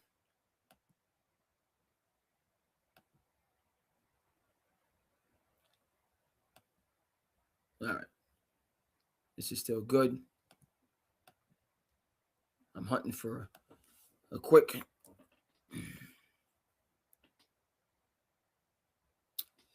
And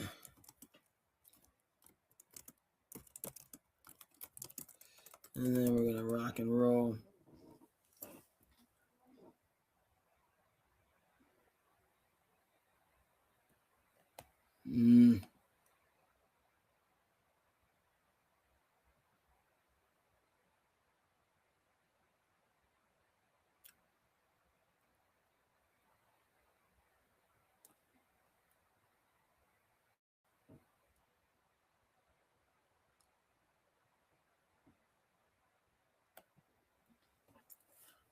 Okay, folks. Apologies on a delay. Look here. This is a person, he missed 4 games all regular season and then sits out the entire first round postseason. I'm having kind of a tough time putting that together, right? If there was a lingering, nagging injury, I just spent a couple minutes there looking for, MA's direct quote, and it was something to the effect that, his ankle is still bothering him. There are certain movements and motions that bother him. Was the language from MA. His ankle's bothering him. There's still movements. And what are we talking about? Are you looking at another Achilles strain? I haven't heard, okay, the big A word. All right. Achilles of Troy. I have not. So if it's not an Achilles, is it a knee thing? Is it a what? ACL, MCL, is it a knee? We don't use the word microfracture like we once did. Okay. Kevin Durant, his legacy is a basketball nerd that is nomadic. All right. Right. Kevin Durant is a scoring version of Scottie Pippen. Kevin Durant is what Scottie Pippen would have been, right? If he had all of, and Durant, because Durant is a good defender. He's a serviceable defender. He's getting up there now. So, prime Scotty is going to be a better defender than prime Durant. Okay. He's not the same defender, but he can defend. He does board up and rebound. He is a good passer, right? And then he's an elite scorer along with that. All right. But his legacy, Kevin Durant, is, he played 78. He only missed 4 games this year. So I'm trying to figure out how you only miss 4 games, but that you cannot play 1 game of a playoff 6-game series. And you only miss 4. So he missed more playoff games than he did regular season games. It does not make sense to me. Especially there's not been a specified injury. It's like Luka had to go overseas and he came back. It's like a hamstring. What are these injuries? And I think Luka was injured to finish the year. Kevin Durant, he missed 4 games. Were those the last 4 games of the season? Meaning he was completely healthy all season, and then 4 games before the season's over, he goes down and he can't come back?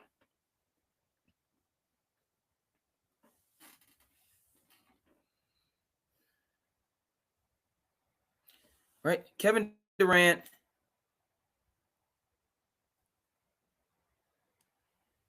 he has Batman qualities,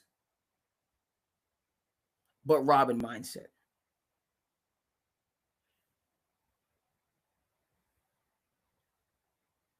You got Batman qualities, but a Robin mindset. And you know something? There's nothing wrong with being Robin. But it's always difficult for Robin, and we've seen this in terms of the Chicago Bulls in the succeeding years and the disintegration of the relationship between Scottie Pippen and Michael Jordan, to pure outright animus, frankly, at this point. And it's crazy because these guys, won 6 championships together and, were apparently inseparable during those championship years. And then fast forward to today, and then granted it's been, more than a quarter of a century, but it's like these guys can't stand each other. And there's these different perspectives, and there's all these things going on in the scene, yada, yada, yada.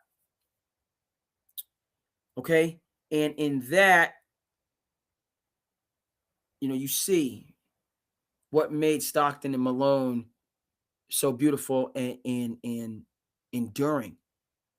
Because John Stockton didn't have any interest in the conversation of whose, team it is and who's the alpha, who's the beta, stop. You know what I mean? We just out here hooping. I don't care. All right, I'm the, you know what I mean? It didn't. Malone seemed to be a little bit more, but that wasn't a thing. It was like Stockton, Malone, like this is how we play. We're good at it. Good to the point of, they just happened to run into Jordan during the latter championship years.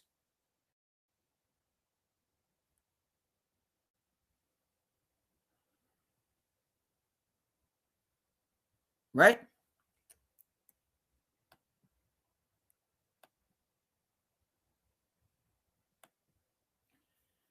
And so, yeah, there was no, like, I think about a Nash and a Nowitzki. There are times when guys, they just, okay, this is, if you guys want to talk about it in those terms, but I don't really care. I'm about winning, and I'm not going to worry about that perception. Well, we know that Kevin Durant worries about these types of perceptions. He worries about them. All right. The Golden State Warriors championships. Credit to Jerry West for making that happen, frankly. Right? Golden State had a chance to get Durant. They got Durant. They paid the money in the luxury tax. They won championships. Okay, that's a Jerry West, the greatest executive in NBA history, the greatest executives in sports history. Kept getting headhunted. First thing that Joe Lacob did when he bought the Golden State Warriors, first thing he did, hire Jerry West as a special consultant. Golden State gets it going. They get it, cracking. Steve Ballmer gets into the basketball business. One of his first acquisitions, steal Jerry West away from the Golden State Warriors.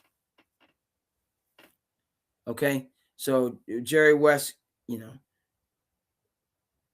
and this is another thing, right?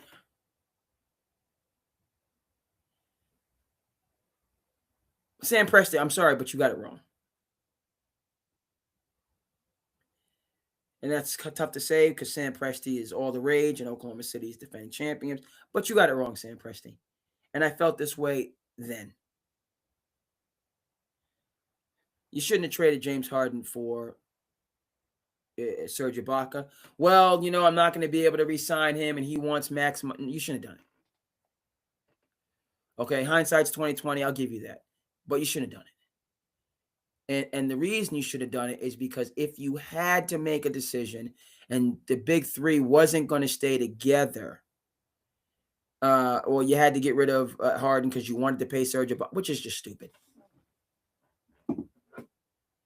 In the scope of history, you should have just kept Harden, Westbrook. And the reason being is because either you keep and you just pay the money, or you risk losing a Serge Ibaka. Like, who the heck is Serge Ibaka, by the way? But if a player had to go, it should have been Westbrook. And Harden and Durant. Harden and Durant were the pieces in Oklahoma City. That was the group that could have played together for their career. Not Westbrook and Durant, Harden and Durant. They're both mercurial, but, I just think they're, you got two folks whose, distinctive, we'll just say, styles are more symmetrical than two folks whose distinctive styles are not as symmetrical. And Russell Westbrook, for whatever type of athlete he is, and triple doubles and all the rest of that stuff, he just, at the end of the day, does not get along with the other people in his sandbox. Right? And Jay, but I think just going back to OKC, if they had decided just going to build around Durant and Harden, and these are going to be the, egocentric eccentrics, as they say in basketball, that right? It just made more sense. Okay, so that said, and we're going to come back to the present with Durant, but he's a nomad. Okay, you Russell Westbrook, he's kind of difficult to play with or whatever, and you don't feel as tied to him. All right, so you go to Golden State, a super team, and you just make them a super duper team. Okay, and then you guys, and again, the thing about the alpha, the Batman and the Robin, and like Steph Curry, who was Batman, and then Durant comes over and he's like, all right, we're not going to have this war about, I can take a lesser role or a different role if it facilitates winning. And he was cool with that. But then Durant, you win the championships, but people, well, you jumped on a super team. So then that narrative is, okay, so I'm going to go out and win the championships on my own. Okay. So you put your trust in a Kyrie Irving, almost like Giannis putting his trust in a Dame Lillard.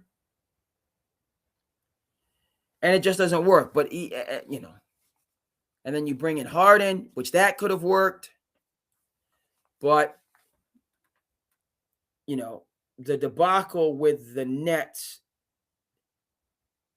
was comparable to the debacle with the Houston Rockets in the late 2000s. In the late 90s, when Scotty and Charles went to Houston to win a championship. All right. But it's different when you have 3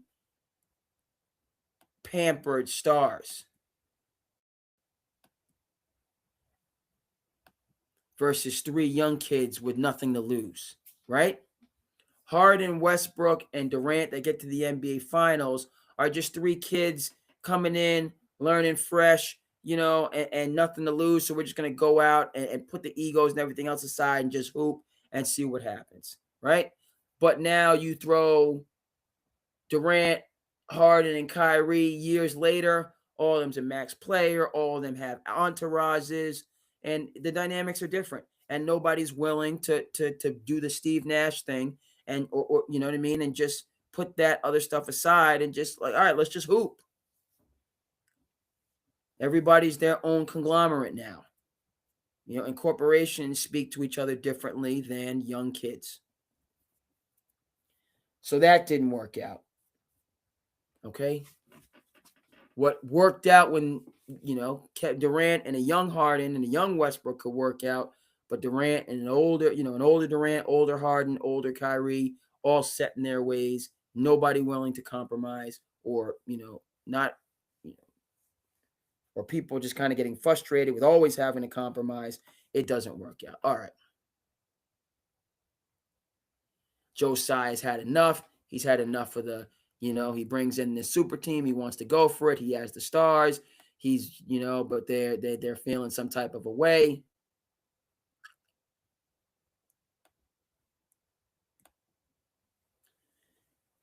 And he's done with it.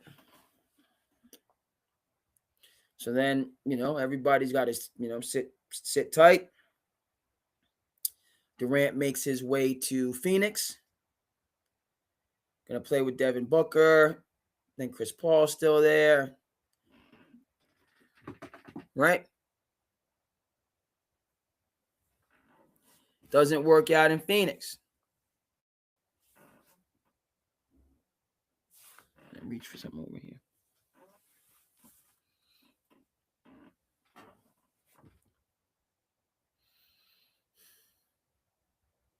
And now he's in Houston.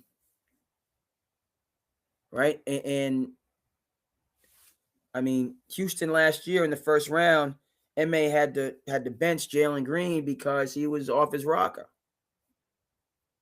Wasn't doing what he's supposed to do. Has turned things around in Phoenix, and he was able to lock in and play for the team and do much more what he needed to do.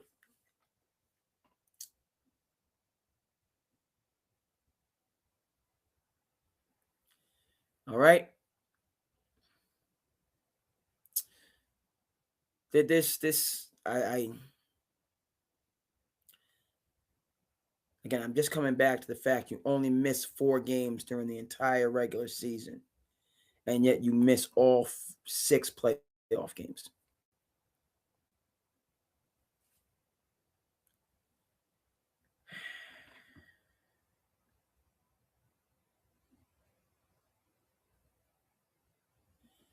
I don't know. All right. It just seems like more.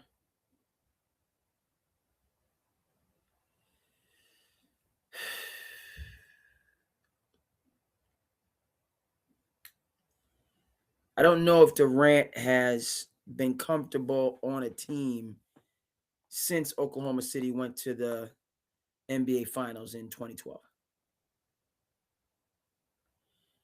It's going to be 15 years ago. I don't know if he is.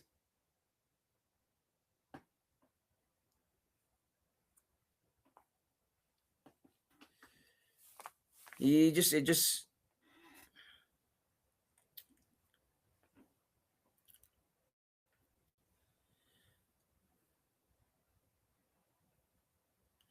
This is a Houston team. Obviously, the Van Fleet injury, but he was clearly the glue. And he's out there, taking shots at the younger players and not happy with this, not happy with that. as he was specifically targeted. You gave up a Jaylen Green in his early 20s for a Kevin Durant in his late 30s so he could come in to do that one thing. Back to this whole Batman and Robin dichotomy or distinction. KD was brought in specifically to be a mentor or a veteran presence for all of their incredible young dynamic talent. And I'm talking about the Amen Thompson. I'm talking about the Jabari Smith Juniors. I'm talking about the Reed Shepherds, and I'm talking about the Sangoons. All of this young talent looking for guidance, looking for leadership, and that's just not who Kevin Durant is. Instead of being that,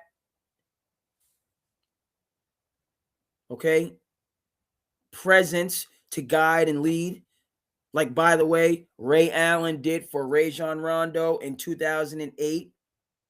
This young point guard who we're not sure if he can compete for a championship. That's who Rondo was in 2008. And Ray Allen made it a point to help him, encourage him to get up to that championship level. And then once Rondo did get up to that championship level, then you're going to look at somebody some type of a way. It's a story for another time. But that's what Ray Allen did for Rondo in 08 because the team needed it and Rondo needed it, and they won a championship. And Kevin Garnett did the same thing for Kendrick Perkins, and they won a championship.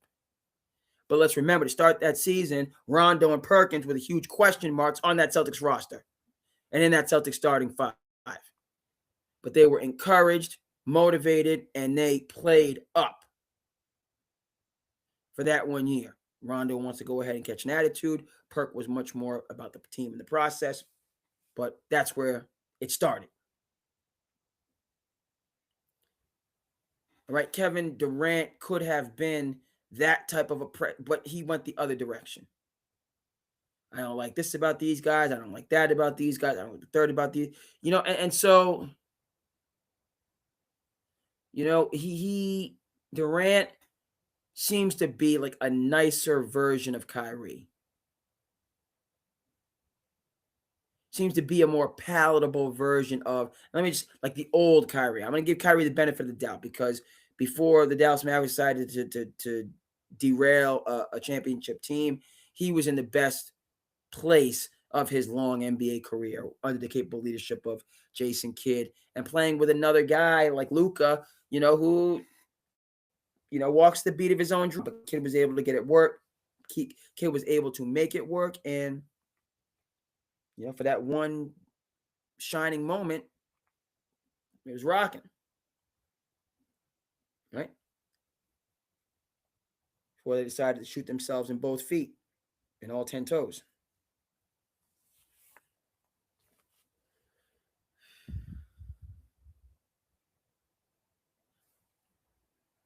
He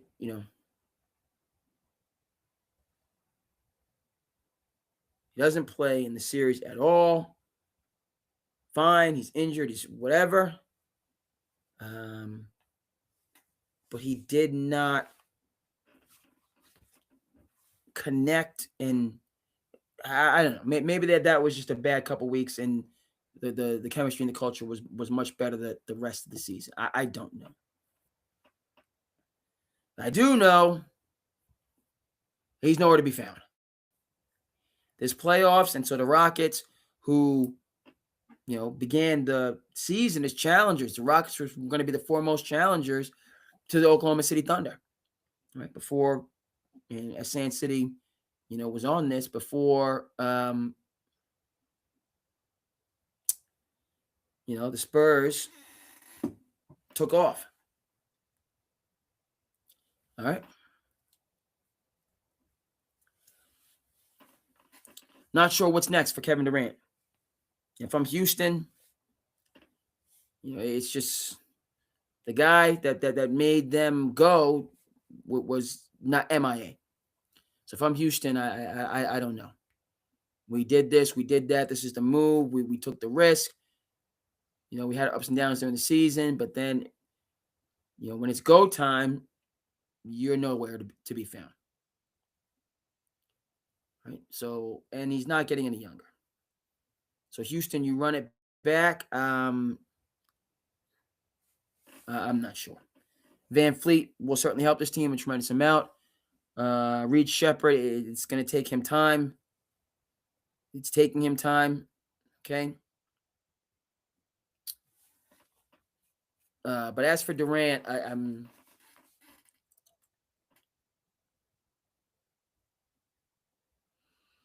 his home seems to be the road.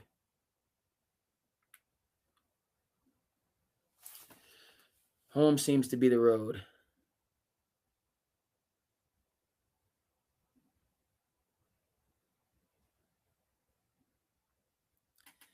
And so that's crumble sometimes. But again, everybody, Durant, and he's a first ballot Hall of Famer. No. He's talented and scored a bunch of points, so on and forth, but I can't put him above a Larry Bird. I can't put him right. He's in a B tier all-time player. He's a B tier. He's not an A tier. He's a B tier. And he could have been an A, but he hasn't had the career, so he's B tier. Right?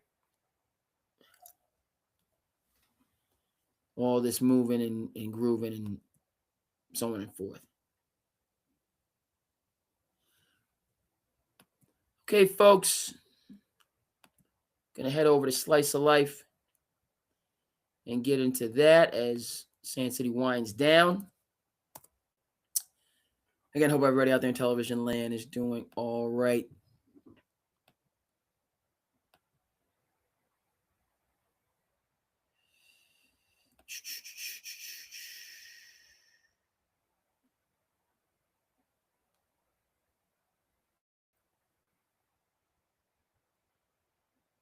A lot going on in the world.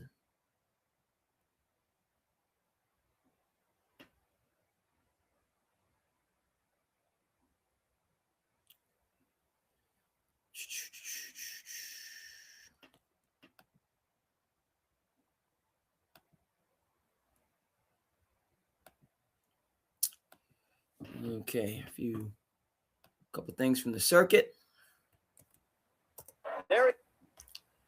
Not the Kentucky Derby circuit, but the grassroots circuit, the stars of tomorrow out there pursuing their dreams. So this young man plays for Expressions. That's the Nike flagship team in the Commonwealth out of Boston. Let's get the volume right.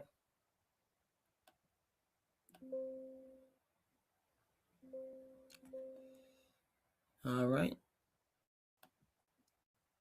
Let's go. Patrick Otey averaging 29. Leading the EYBL.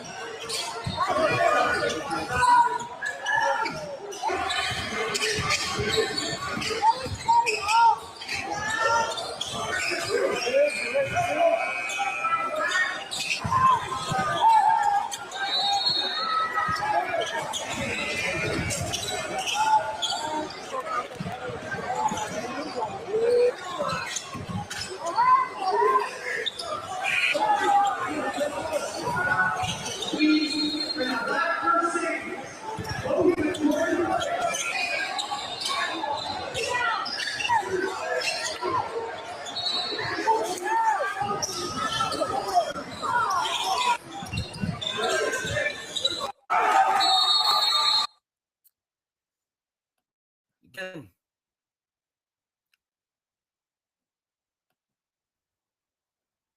guys couldn't see me on this.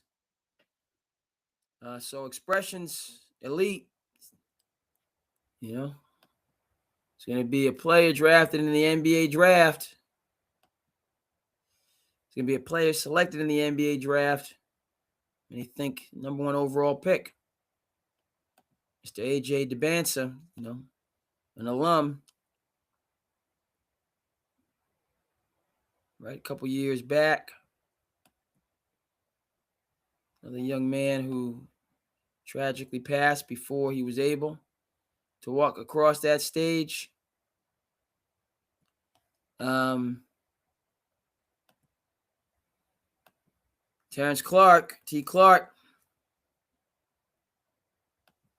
So they have a track record. All right, speaking of the process, the journey.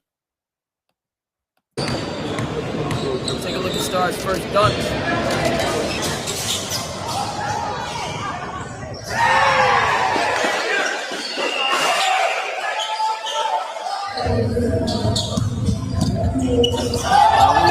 In 8th grade, JT. JB.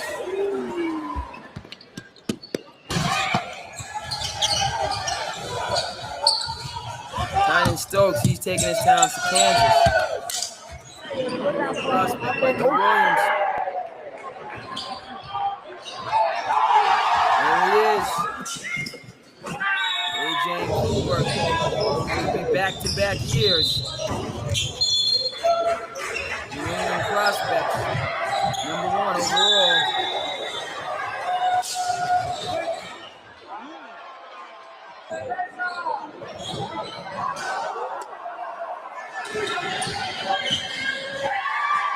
Young Brian.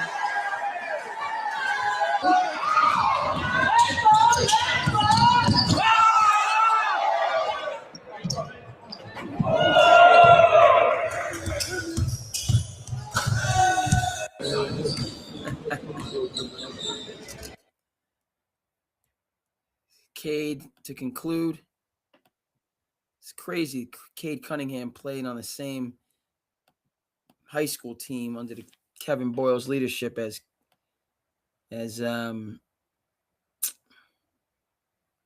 Scotty Barnes.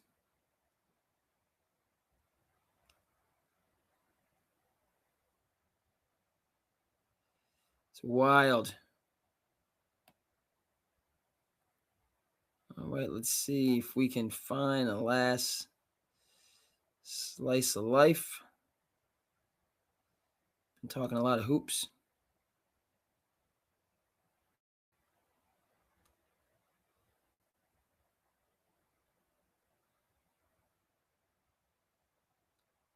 All right. We're going to go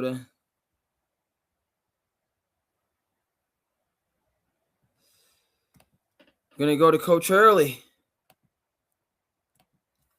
Finish us off.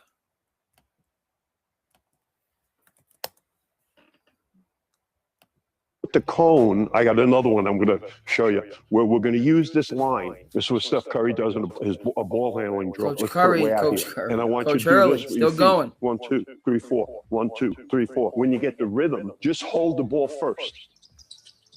Now keep your chin up. Now as you're doing it, keep your chin up. In an offensive move, I want to be able to go, not be flat-footed when ready to go, be able to explode. Keep the chin up. Keep the chin up. Good. Keep those feet going. Still coaching. It's a different ball handling drill. You're being athletic while you're handling the ball. Good. Let's combine them now, and let's just switch hands from in front.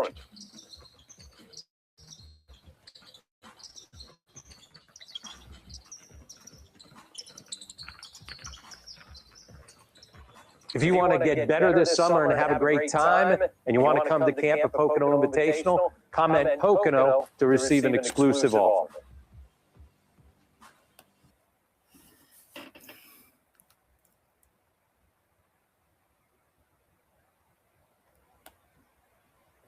Coach Hurley, man, he's just, if it ain't broke, don't fix it.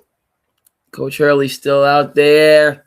Pocono camp, outside on the hardwood, like the old school 5-star days. But hey, that's an opportunity for, because those camps, they might not be getting all of the high major prospects they once were. But if I'm a a ball player, that wants to work and get better, and I might not be able to get the invites to the sneaker company camps, I got an opportunity to be evaluated by one of, if not the greatest high school basketball coach of all time, and Coach Early. So it's an opportunity for me to take. Hey, folks, it's been a good one. Tough loss, but hey, go.